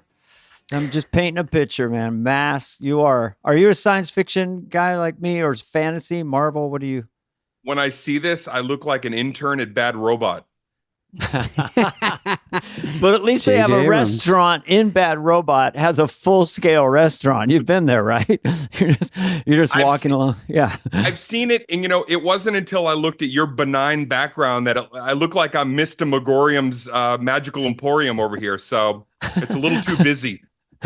Yeah, well, look at Dane and I is pretty blank, but I'm you in at an least are trying. undisclosed hotel. I'm in a hotel in New York City.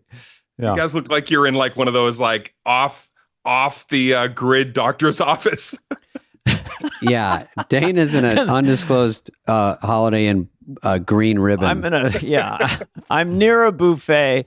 It's 10 minutes. It's 10 feet away, but you're not going to see it. But let's cook it Dane up. Cook is our guest. I wanted to have We're a already phrase. I going. just thought of it. Let's cook it up. Let's get it cooking. What I'll ask you later. Like, how do we blow up this podcast? I mean, we're doing really well, but I want to know, because you're the master of that, the original. We can start there if you want, or your childhood.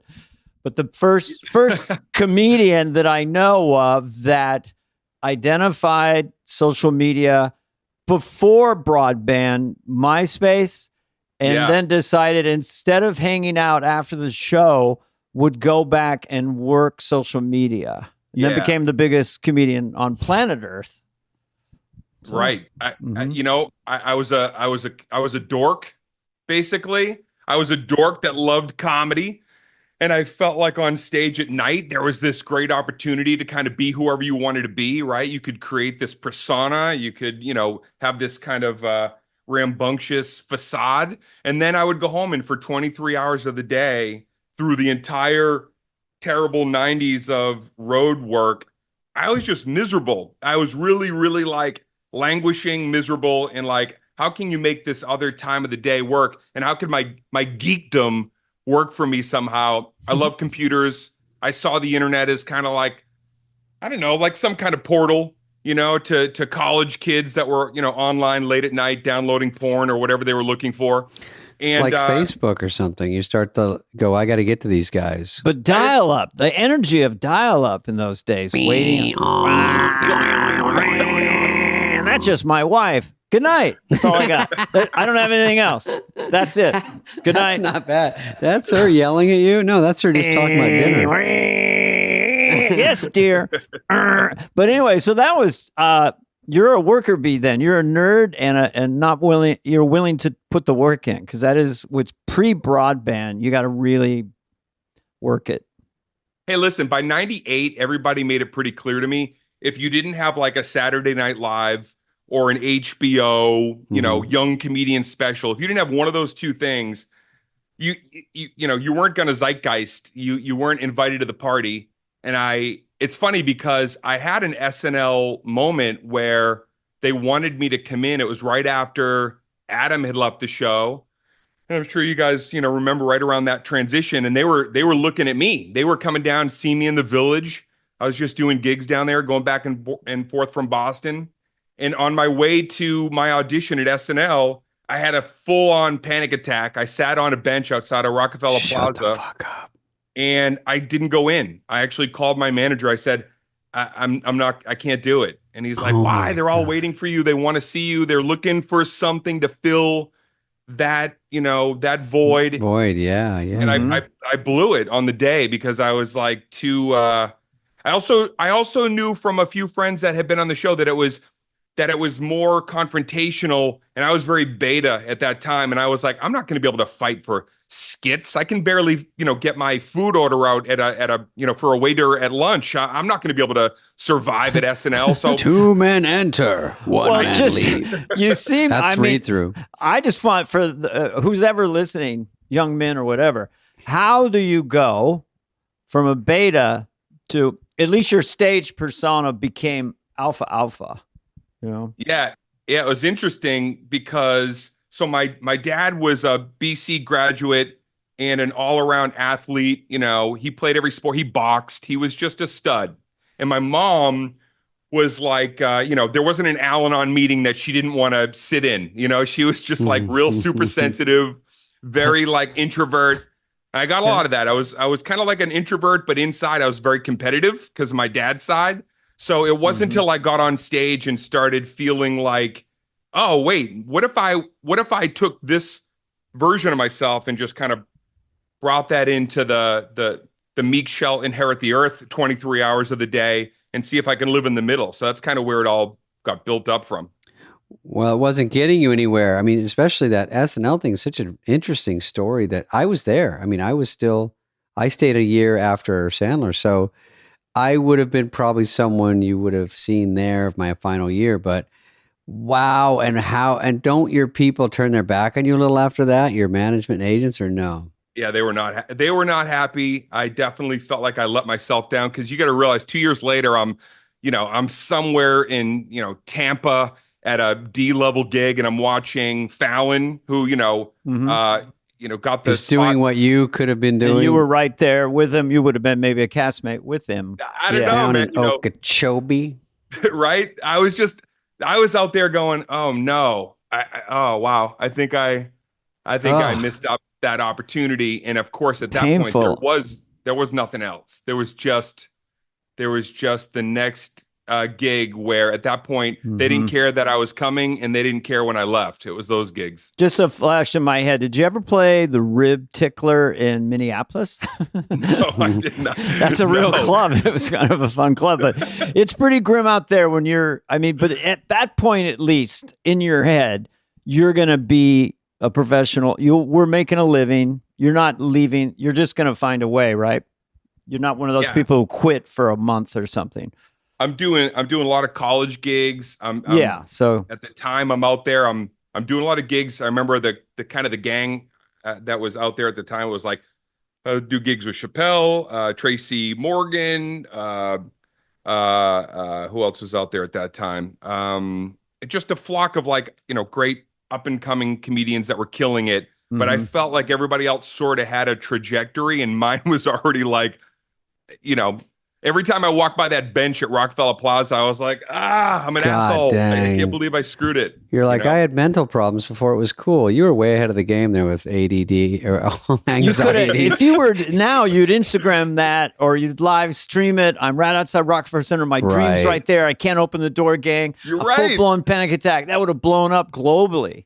That probably would have got a lot of personal tips. day. I blame SNL, and I'm going to come in there. They owe me. You would get that day back somehow.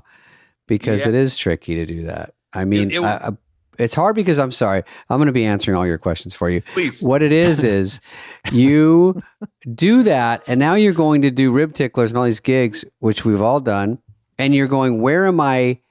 What is my goal now? Because I just kind of missed one goal, so it must be tough. Oh, yeah. It definitely was. I mean, it was like, I never wanted to stop. I always was like, okay, I guess there's some other avenue, but it wasn't until like the end of the 90s into, MySpace and social media that quite literally, long story short, I was sitting in front of the computer one day. I start posting stuff on MySpace, and I just was putting up clips and talking to fans and really like just nerding out all day, like eating Fruit Loops and just responding to people, Full-time job. that were, in between classes. And then finally, I remember I saw it go from a few hundred people to like 2,000 followers in like a matter of days. And I was sitting in my office, or I say my office, but I was sitting on a futon, which was also in my kitchen, which was also in a basement. We all had a futon at some point. Right. The dreaded futon is your days. kitchen. Yeah. And then I finally looked and I was like, damn, dude, I just hit 2,000 followers. And I'm serious when I say, I'm like, I think this is it. I was like, I think I could build like a little, army through this. And I just didn't let up. For 4 years, I answered everything that anybody sent me. I would send them links and you name it. I was friends with everybody for a while who wrote me. And how big did that first wave get? Where did you get to in 4 years? I mean, this is early social media, 100,000 or it was more? 7 million followers by the time, MySpace was say defunct. But in that 7 time, million? Million, Holy like shit. 2004, 5? yes, yeah. And so Holy- what was crazy That's a is billion today. it right. Yeah. It really, it's almost like being like on the Celtics in the '80s and realizing right those guys probably only made $40,000 a year versus Yeah. but I could click Wow. one button and sell out, you name at that point, like a field house at a college or even a small arena back in 03, 04. I could click one click and the algorithm just did its You just job say and tickets for sale, going on sale right now. Boom. done. No radio, no good morning, Cincinnati, like nothing. Fucking- Just click. No zoo crew. No zoo crew. You got. I'm going to use the word oracle, pioneer. I think young people listening understand maybe the first human being. I don't know who your peers were, but I know in the world of comedy, you started this. So some of the toxicity of social media, I kind of put on you. Yeah. I'm kidding. Let's turn this around a little bit. You're a problem. But that's extraordinary. In the meanwhile, I'm just interested in the process of the lane of becoming great, not just good as a stand-up. You know what I mean? Just that Yeah. work ethic and all that, those reps. Yeah, well, if you start knowing I can click one button and get everybody's attention, I better be delivering something that's worthy, because if you have that many people walking away from your shitty thing, Right. they're going to tell everybody. So, yeah. Sure. I knew I You had have to be good. There's no way you're doing those gigs and not having satisfied customers, because it wouldn't last a minute. Of course, everything ebbs and flows, but A great have a great mindset run is like I that. have to kill. And so that means the weaker Yeah. bits go overboard. I have to Yeah. kill. And they're all Yeah. coming to see me and they're my friends. It's like, so I get the Yeah, hard pressure. to do. I would be in the Village every night, and I would try to book 6 to upwards of 10 gigs in a night, so I could work. I'd be going Cellar, Boston Comedy Club, the WA, come up to stand up in New York, come back down to Dangerfields, back over to the Cellar for the midnight show. Just do that circle, man, all night long to try to figure out what works, what's funny. Okay, that's a lesson number 2 for young people listening.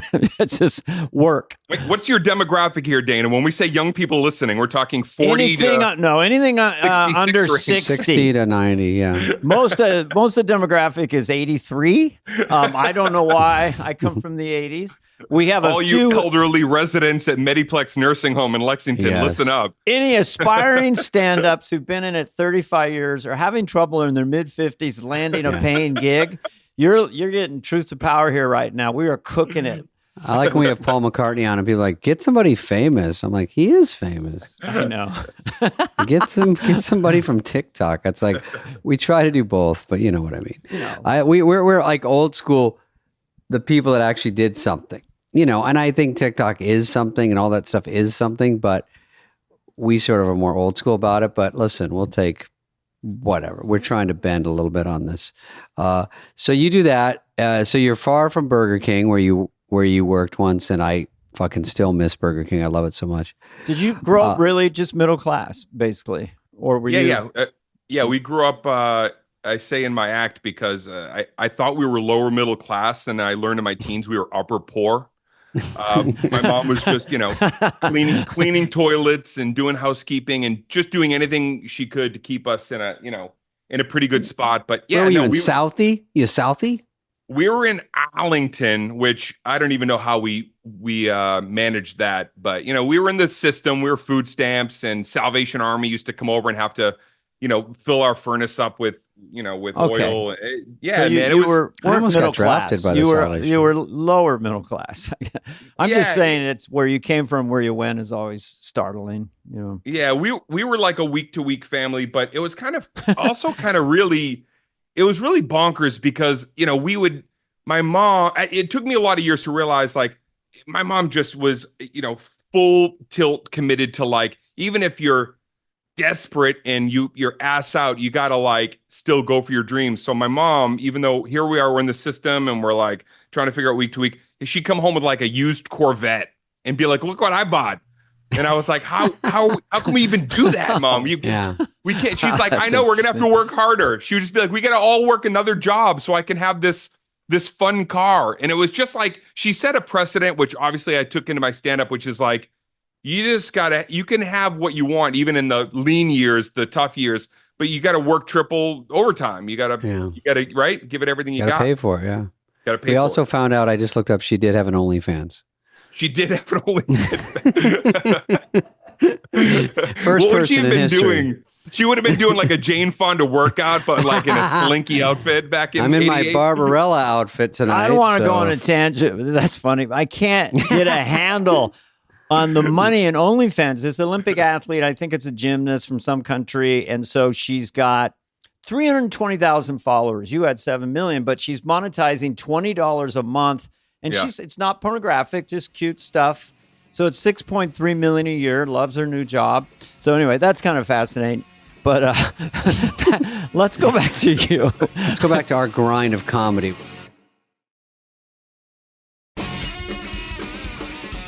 What was the biggest? I mean, Retaliation seemed in 2005 was sort of a rocket, a super rocket.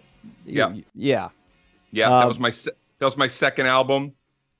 And it was kind of funny because when I put the first album out, Comedy Central, who did my record deal, they were like, the comedy album is dead. So they gave me this great bad deal where they were like, it's just a calling card and no one's even, I remember they told me in the meeting, if you move 8,000 units, pre-digital, we'll be shocked. And I was telling them, I got a lot of fans, man. I got colleges all over the country. So I made a great deal with Comedy Central where I was like, okay, if I sell over 100,000, you'll give me like $2.50 per album. And they were like, okay, but if you don't, we keep everything. And I was like, deal. And then Retaliation, I think, sold like, I don't know, 102,000 copies in that first week. And that, oh my God.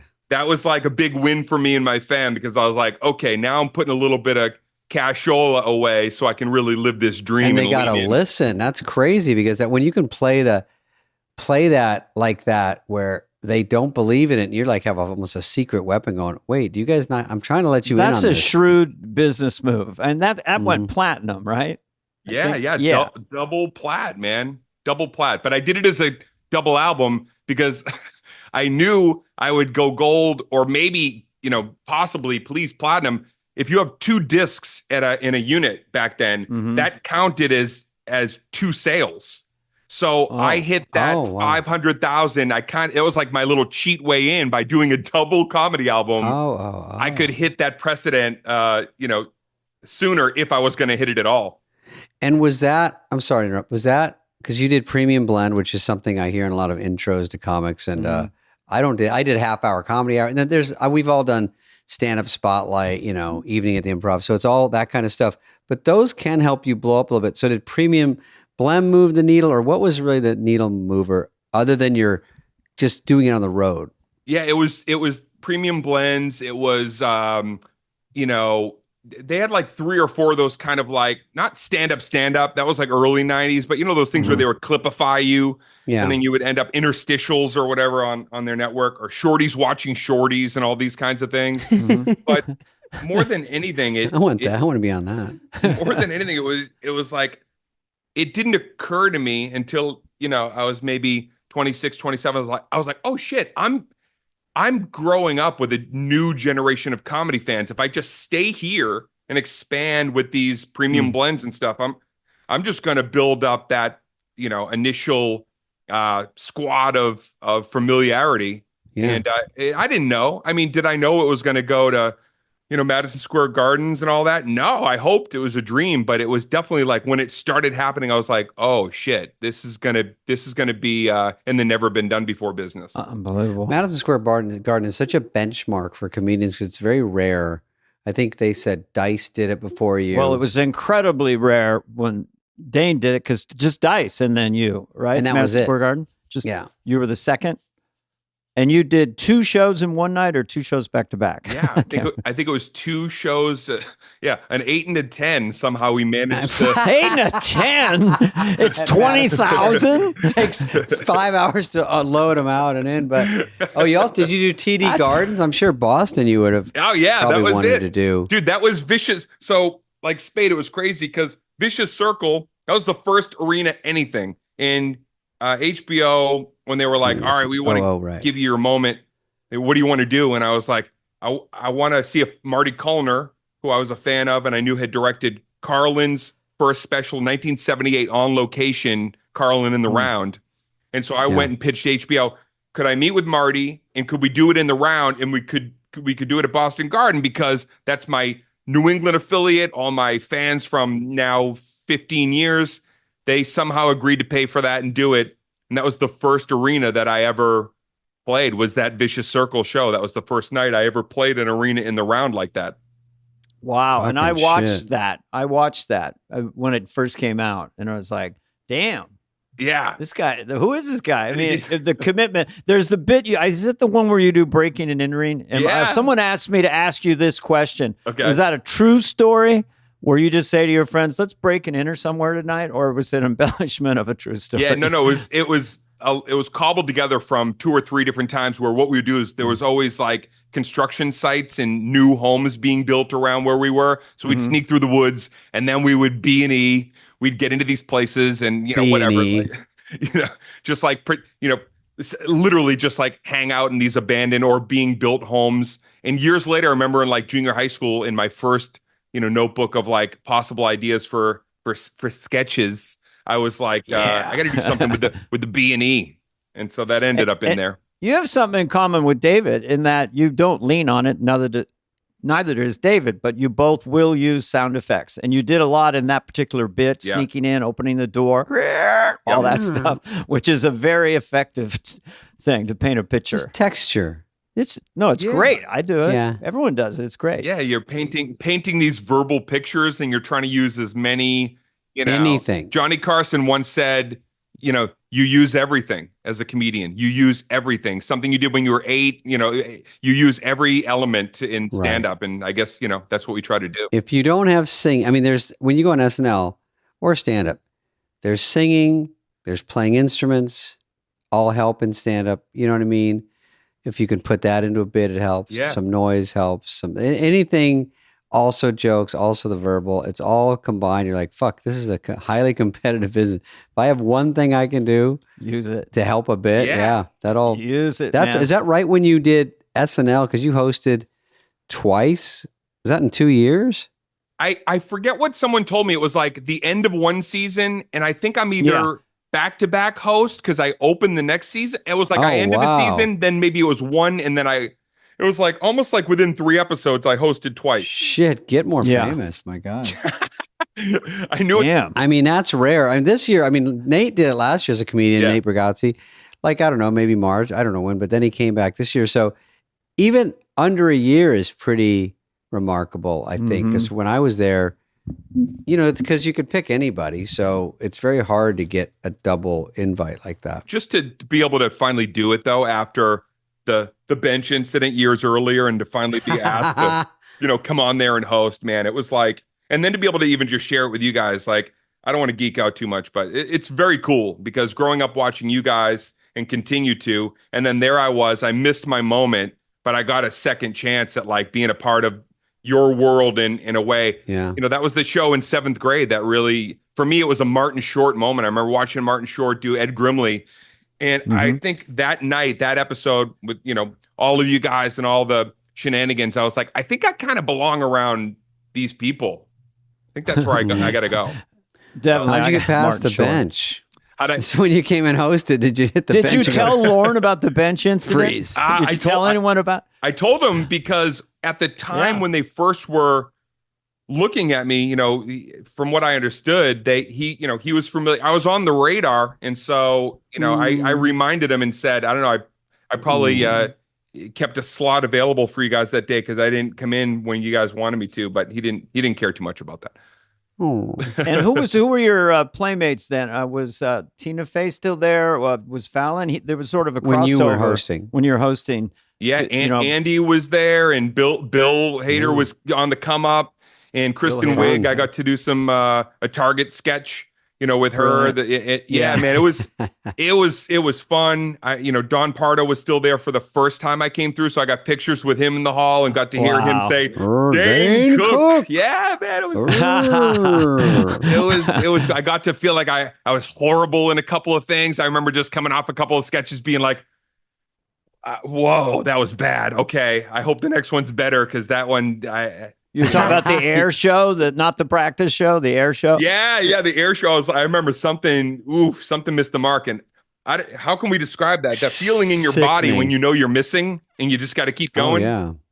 I know with stand-up, you can call an audible Mayday, Mayday, and go to do crowd work or switch up your best bit. But you're locked into a sketch, and everybody's been in sketches that die there. Everybody. How about when you're in a sketch and you know you're dying, and then you lose the fake voice that you're trying to do. Right? So you can't stay you in were character. Russian. I can't. So, Fuck this. what happened to this guy? Hey, what am I doing here? Where do we go? Funny. Yeah. Terrifying. It's like, you're closing. I was on the road and you got like a 6-minute closer and you needed to get to your time. You start it, they're not buying it. And you're like, I think I have to do this whole fucking bit because I have nothing left and I've got to do this. And now I'm locked in and you're scrambling for a way out. That's a sketch. And everyone else is relying on you. Eyes are darting. You're like, oh, this is. Oh, when you have your ender, what you think is your ender to a 5-minute bit and it gets nothing. So da and just like crickets. Dana, I remember times I'd be on the road. The opening bit would miss so bad. I'd go to my ender second. Oh, you closer was second. And if that shit the bed, I was like, what do I do for the next 35 minutes? Holy fucking shit. I was thinking the other day, have you ever done this? We always talk about when you're a stand-up and you're bombing and there's something really rewarding about you slowly get them back. It happens sometimes on corporate gigs. You're not really paying attention. But then you slowly, by the end, you're getting them and it's really fun.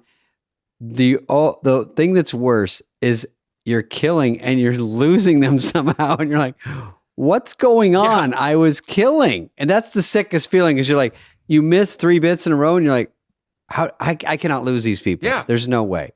So weird. And it happens. Especially a big room. Richard Pryor what'd I do? Famously you want to stop said, and be like, honestly, I sincerely, what did I do? Where did you guys exactly. lose I thought we were a bit friends. Wrong, or I sometimes go, guys, you were the ones that laughed at the dog joke. Where are you? And they're like, that was funny. This stuff sucks. I'm like, but Richard Pryor said, don't reflect the energy of the audience. If they're going down, then you just get louder. You just never sort of start to get into their rhythm. And, and I don't see Dane doing that, but. I did a gig with, it was me, Bill Burr, Patrice O'Neill, a few guys. It was like dinner theater gig, 95.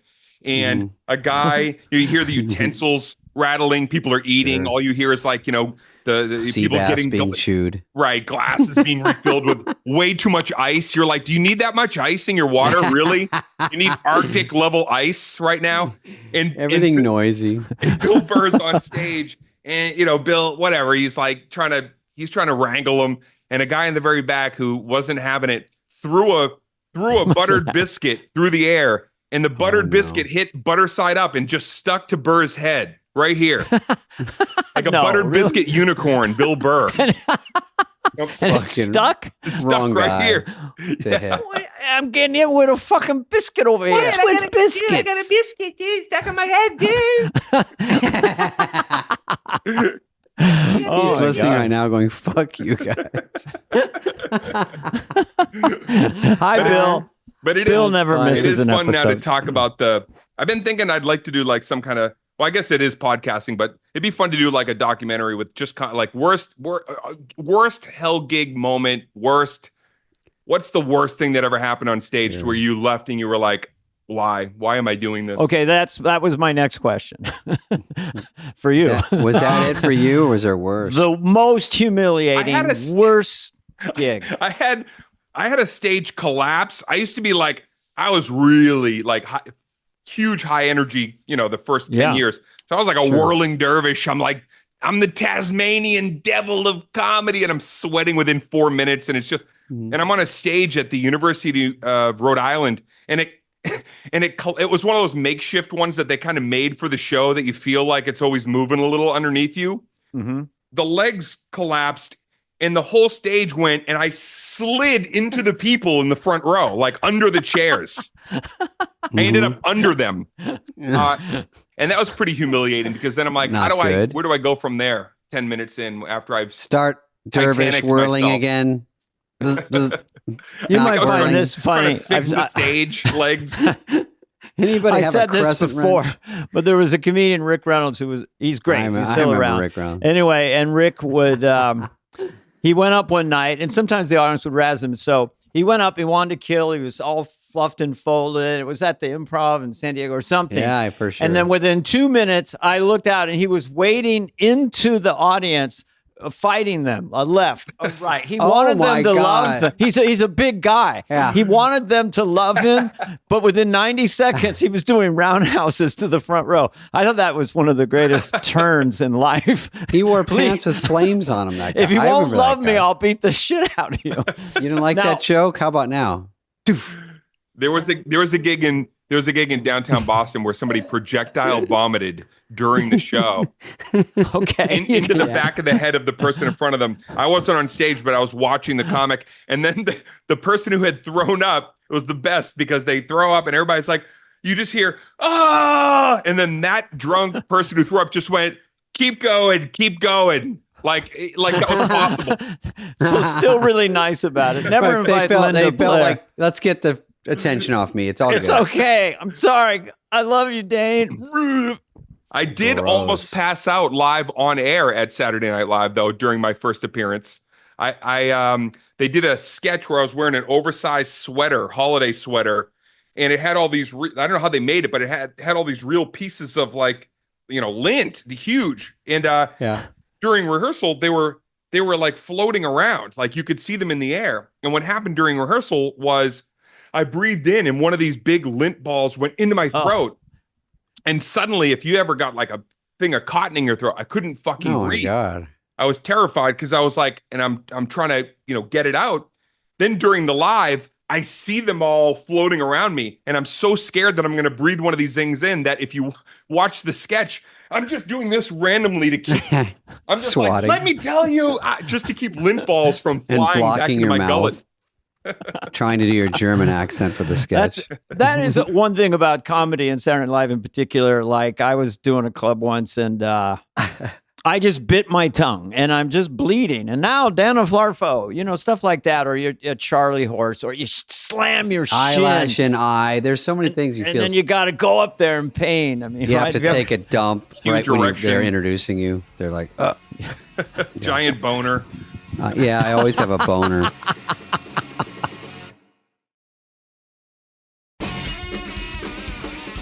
What about these movies? Tell me if these movies sound familiar. Do you recognize any of these names? Employee of the Month.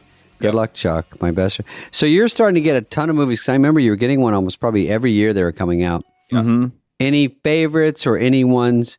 It was kind of cool because it was like I came up with these directors, producers that, were just fans, had probably seen me years ago and like whatever shitty gigs. But now they're, fans and they're like on the come up. So they, how it is. They kind of like go like, all right, I'm on the come up. I want to, do something with you. You're a comic that entertained me coming up. So it was really fun. Definitely felt like I had a great era through. It was really Lionsgate, like 8 Lionsgate films.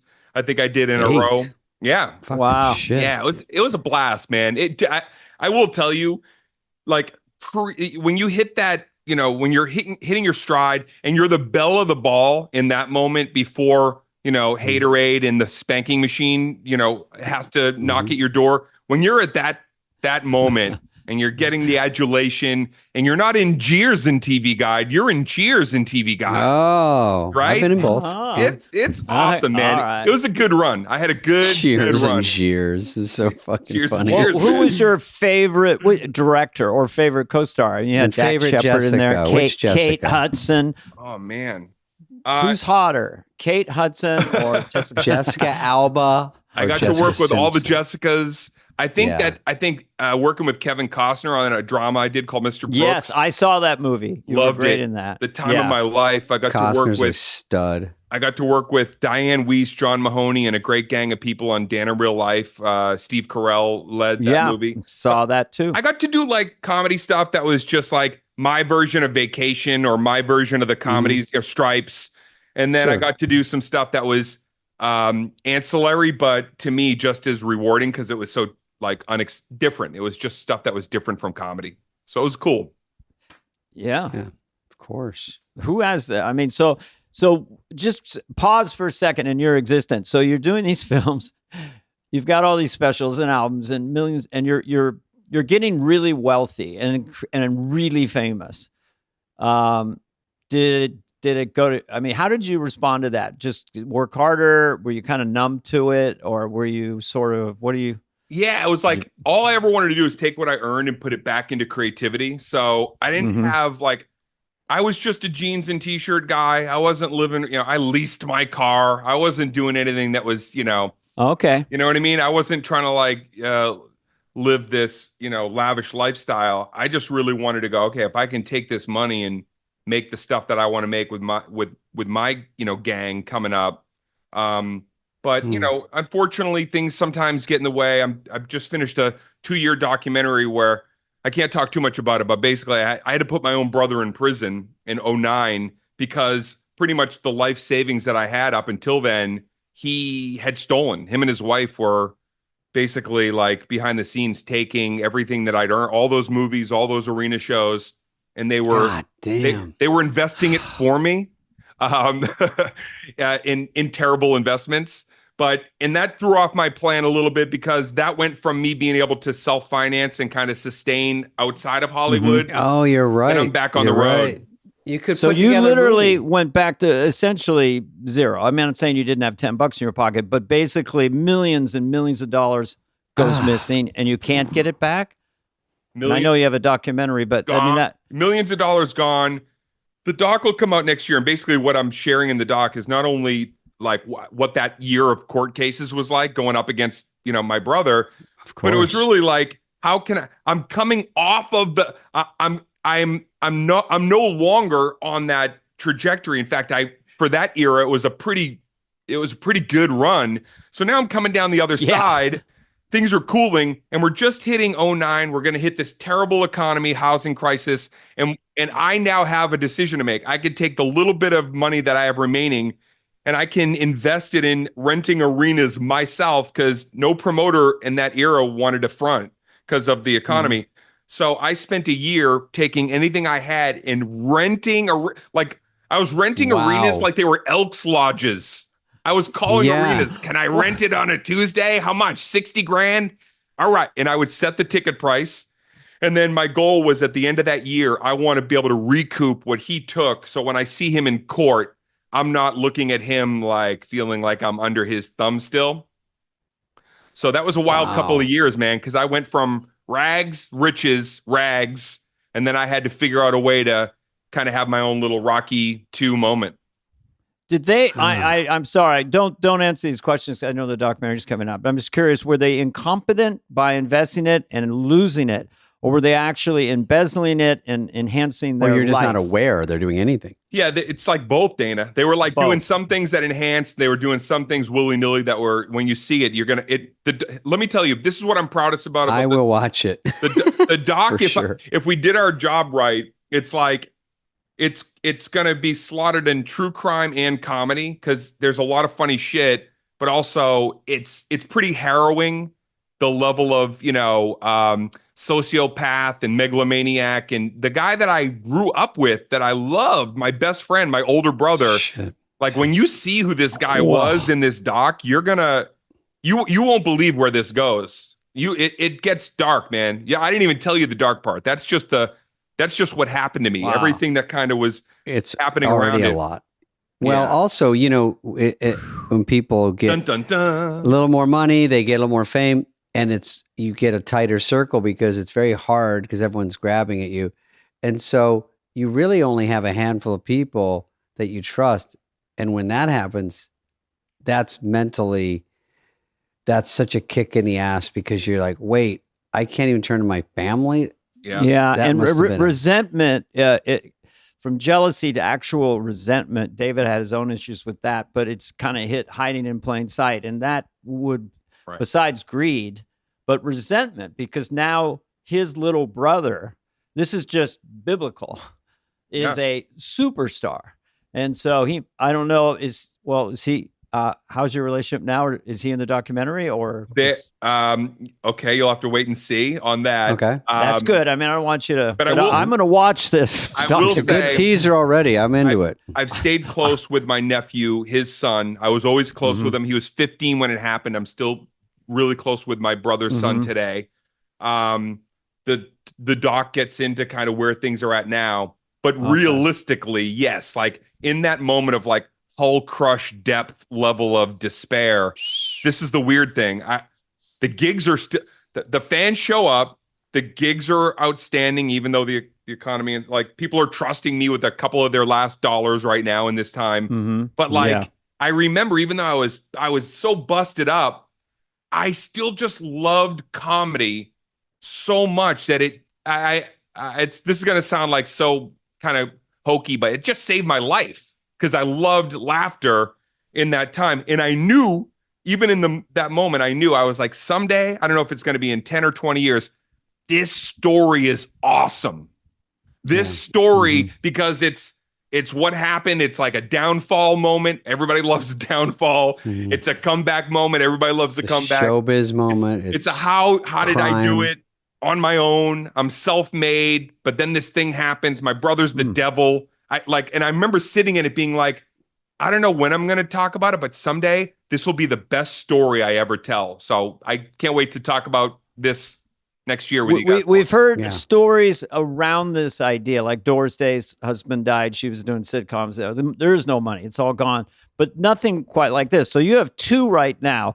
No comedian went on MySpace and really kind of hacked the idea of social media and just have a million followers. And now this is your second one. And now you're out there still doing it. I saw Dane a week ago at the Improv. So you're still getting to do what you like to do. This is a story that happened and you have to just keep moving, of course. So nothing you can do, but just keep moving and keep making money and doing what you like. Yeah. And did you get more popular? Because I was going to go to this, like this idea of like being handsome and alpha, like the kind of surrogate boyfriend. David, I'm talking to David now. But you know what? Your brand, you were, and also a great stand-up and a millionaire.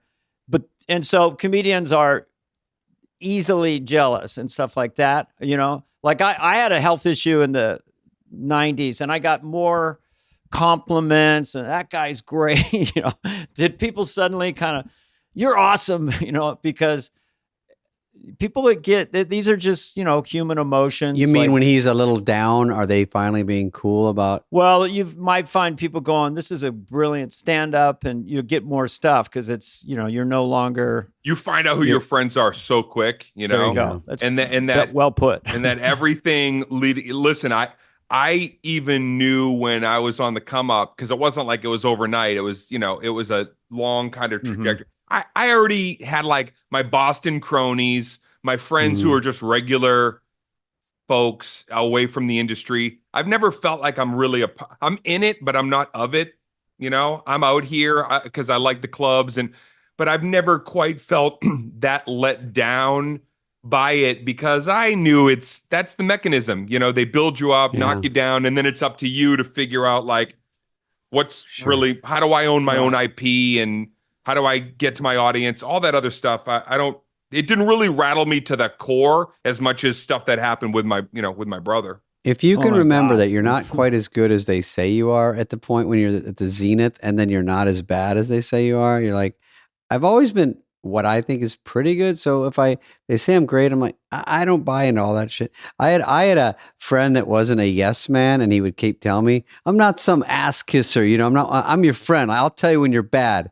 And I'm always going to tell you you're bad. That's what a good friend I am. You're never good. I go, well, you could be a sometimes maybe man, or maybe a yes man. No, it's always a no man. You're not good. I'm like, Wow, you're such a valuable person in my life. I think they go the other way. I felt bad about saying that. I am that friend he's talking about.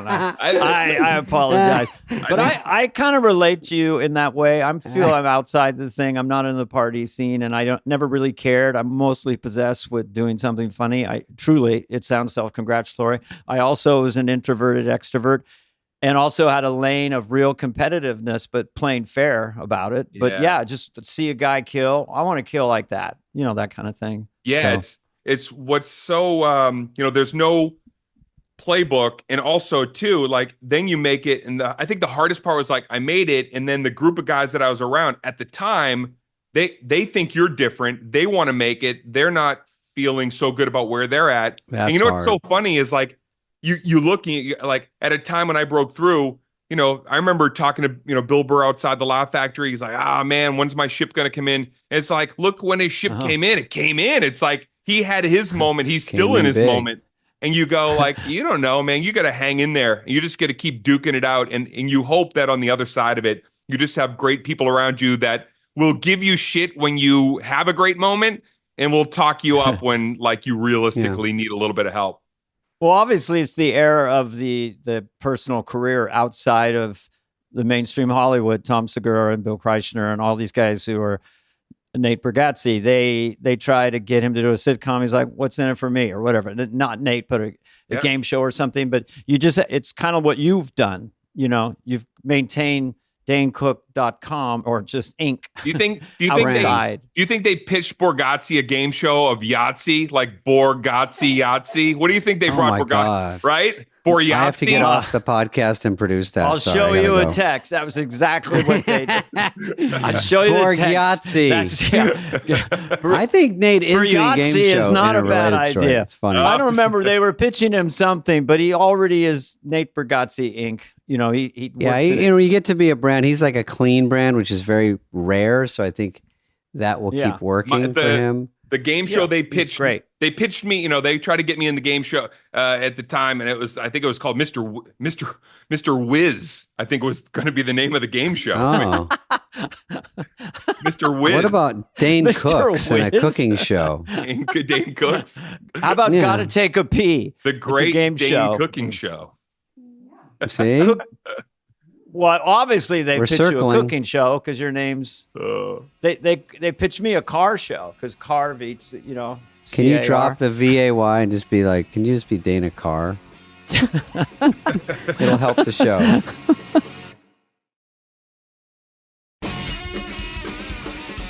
I do think just it's an interesting emotionally violent ride because I'm doing some visits on SNL right now and seeing the young people with big eyes, trying to break, and they're on Saturday Night Live. You crushed it. That was awesome, man. Yeah. That was, and allow me to say, I thought you were the best part of that whole opening. I thought everybody was great, but you just it's that moment where you feel like somebody just came in and took it to another level. It was awesome to see that. That cold opening when he came in at the end, I was like, this is great because they don't know he's coming. Yeah. Everywhere they turn, it's another celebrity. They're like, that guy. And they're like, oh, fuck, here comes Dana. And you hit on every, where I think I see where you want to hit. I felt like you hit on every line that you wanted to hit.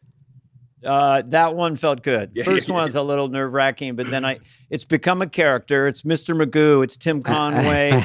It's fanciful. Yeah, there's definitely, hey, you're not here. I'll come right back. So she's standing there. It's great. I'm just coming on to it. I did little YouTube clips on this show, but nothing. Now it's really fun to do full three-dimensional. Yeah. And you would probably appreciate this being a host is that we go out now and we shake Lauren's hands and I'm in the Biden get up. That was for the second show. Yep. So I do just a giant hop skipping is whatever I can get out of my body, sprint across the studio dressed as Biden because it gets my headspace into laughing. Yeah. They're looking at me as hyperactive Biden. But anyway, that's, It's a lot of fun. Thank you. See, when a comedian gives you a compliment, it really matters. Somebody who's been there knows what Biden training like Rocky to come back and run again, and he just gets stronger and stronger, and he's running with a log on his back, and he's just punching a guy. And guess what? And by the way, punch. And guess what? Because you actually are very active. You could pull all that shit off. I think that what a lot of people don't realize is that comedians in these moments that like you guys are sharing on this podcast, or even just the backstage at the store or wherever, like that is kind of that's like the best part of the show is great. The show is like the frosting on the cake of the day, but the correspondence with comedians and what gets us off and what makes us really laugh about a set or what went wrong and nobody cares, but other comics care. Yeah. Like that minutia. I'll tell you a quick thing about like Jerry Lewis. Jerry Lewis was I became friends with Jerry Lewis in the last 8 years of his life. He was my mentor. He was a really good guy to me. He definitely in that dark moment coming out of like my brother, you know, the industry kind of doesn't care about me at that point. My moment's over. I'm coming off of this, you know, terrible. And all of a sudden I get a phone call out of the blue inviting me down to see Jerry Lewis documentary, Method of the Madness down at Paramount. I'm miserable. I'm literally in like a rut, but I'm like, I grew up loving Jerry. I never met him. I don't know Jerry Lewis. I go, brilliant, absolute genius.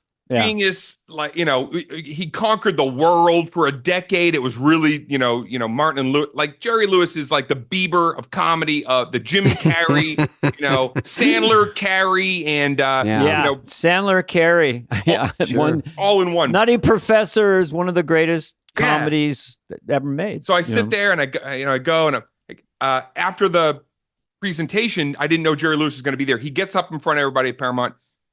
The first thing he says, I'm sitting in the fourth row with my buddy Richard, and we're just watching. And he goes, and he's 82 at the time, and he gets up there and he goes, "Where's Dane Cook?" First thing he says. And I can't believe it. I can't fathom it because I'm hearing the voice that I grew up loving saying my name. Yeah. And then he goes, "I want to know where Dane Cook is." And I'm like, I don't even know how to stand. I'm half standing. I'm like, and I think I said, "Jerry, I love you." That's all I could think to say. I go, "Just Jerry, I love you." And he goes, "I want to talk to you, my boy, after." And so I go and I meet Jerry Lewis after. He takes my phone number. He starts calling me. Every Sunday he calls me, "Hello, it's the Jew in the desert calling Dane Cook, my boy." And I start this friendship and mentor, you know, Sundays with Jerry, basically.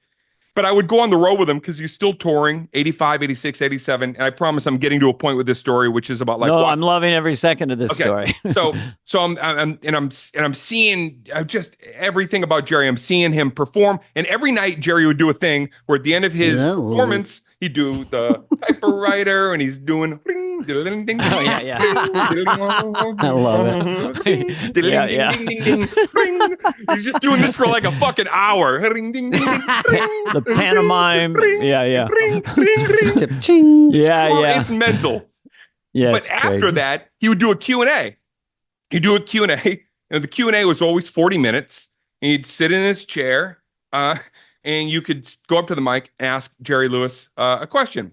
And on this particular night, two things that like, this is who I think we all are as comedians in our heart, what happened to and from Jerry on this night. And it gave me permission for the rest of my career to be like, I'm a madman. I'm convoluted. I can be a lot of things all at once. And Jerry just proved that I'll never not be those things. Here's what happened. So he's up there. He finishes all the stuff. And first, a woman comes up and she goes, she's so excited to speak to Jerry Lewis. And, you know, he's got all these, spine problems at this point. And his hands from doing the typewriter for so many years are just like little T-Rex hands, Yeah.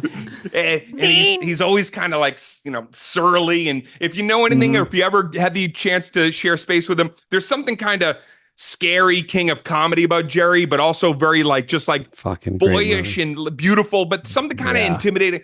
So he's in the chair and his tongue's going, wow. And he's kind of spinning like he's looking for the shark off the back of a boat. Jacked on prednisone. Dane is doing a very interesting, it's very physical accurate. act out. Yeah. It's like the Hunchback of Notre Dame, T-Rex, typewriter, Jerry Lewis. Okay, continue. So the first thing this was great. So the woman comes out and she's so heartfelt and she goes, Jerry, I just want to say that in 1972, you did a film called The Beach Cottage. And when I watched The Beach Cottage, I was so moved. And there's a scene on the beach. And I'm watching Jerry, and he's like, he's just going back and forth. Rocking. I think he's going to like break the wood chair that the director's chair he's sitting on, because I can hear it creaking because he's going back and forth. He's turning it into a rocking chair, even though it's a static chair. And she finishes her statement. And Jerry goes like this. She goes, can you speak to anything about that experience in this film that it moved me? It really enhanced my young life. Please, anything you remember about the film. And Jerry goes like this. He goes, that movie sucked and I sucked in it. Her dreams are crushed. Mortified. She's literally like backs away from. Wow. Oh my God. So this moment happens, and then all of a sudden the liaison, who after 40 minutes comes out, and we're like 23 minutes in or whatever, and says, ladies and gentlemen, one more time for Mr. Jerry Lewis. And Jerry looks at this person, and then Jerry is taken off stage.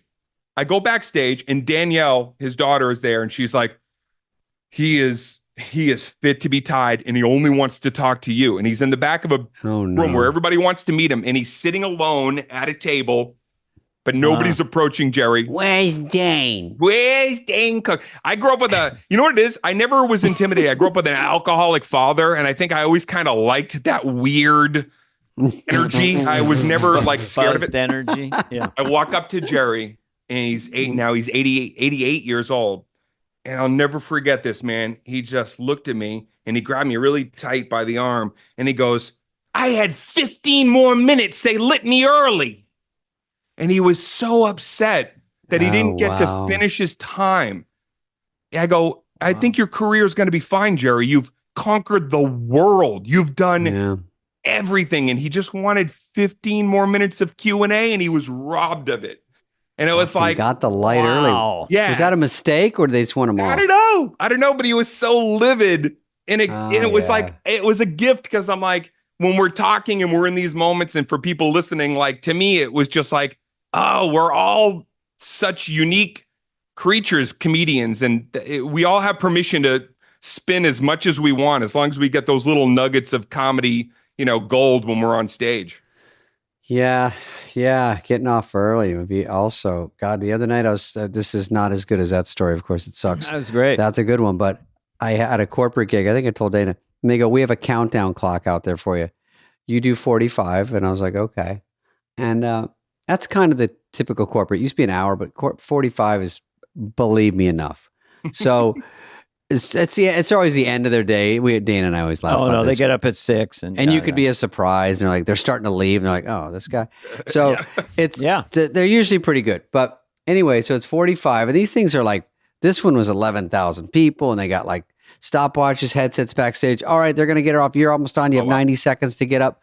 So they push me out there, and I'm getting my bearings, and I dart down to the clock, and it goes 59, 58. I'm like, wait, is an hour, and then it's going down, and I'm like, I thought it was counting up, and then I go, am I supposed to do 45? And you can't ask anyone now. I go, do they want an hour? Because it's a different set. Like I have to change. Yeah. And then I go, I'm sticking to my 45, and it's not going 1 to 45. So now it's at like 28. I'm like, you're going to 15. 28 is supposed to be.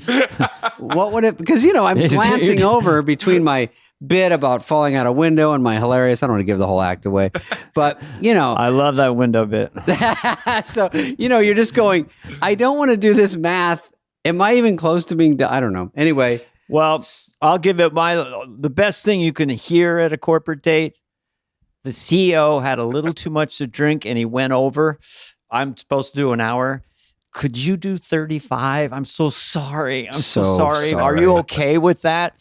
And then you fake like you're mad. I don't know. Maybe they could sweeten the pot. I'm sweeten the pot. There should be a little fee couple on that more one. carrot sticks in my green room. You don't live in an I'll artist. tell you what. I'll land the plane at 28 minutes. How about that? Is that I'll go even shorter.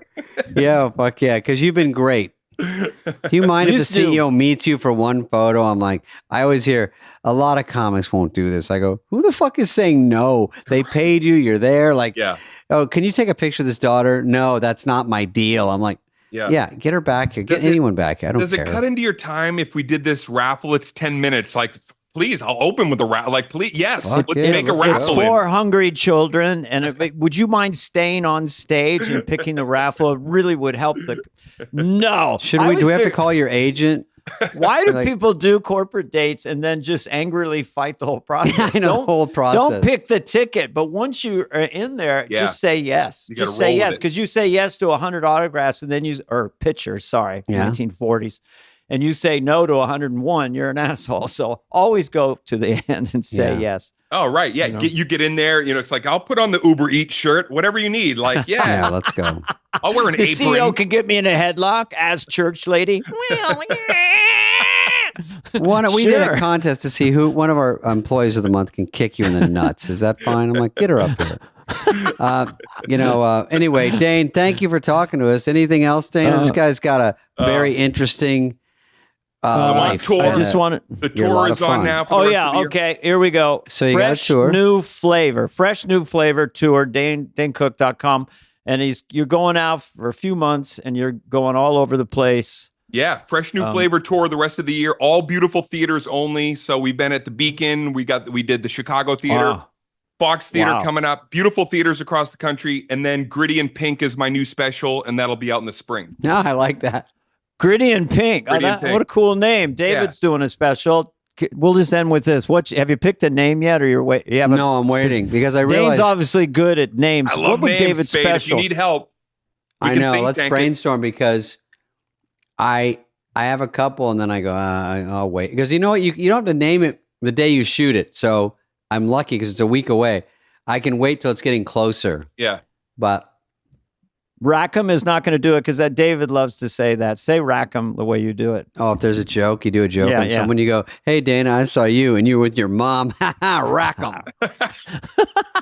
It really puts people they're in their place. They have nothing to do. They can't. That's such a funny they lost. observation of the alpha of saying Rackham after you've cleared the dead. It's Jackie Gleason and Paul In the Newman. Rackham. Minnesota Fats. Put that Minnesota 8-ball in. Fats. Rack 'em. Hey, before you guys disconnect me, I got to say this sincerely because we've always sort of traveled in different circles, and I know David, we've been on same stages. But this really, even though I approached David, I said I hope if at some point if you guys ever need a guest to fill in, you have a dropout. It just meant a lot for me to be able to come on here and say like you guys have brought me a lot of entertainment, and you guys also have been cool to work alongside, even though we maybe didn't always end up in the same backstage. So I appreciate you guys.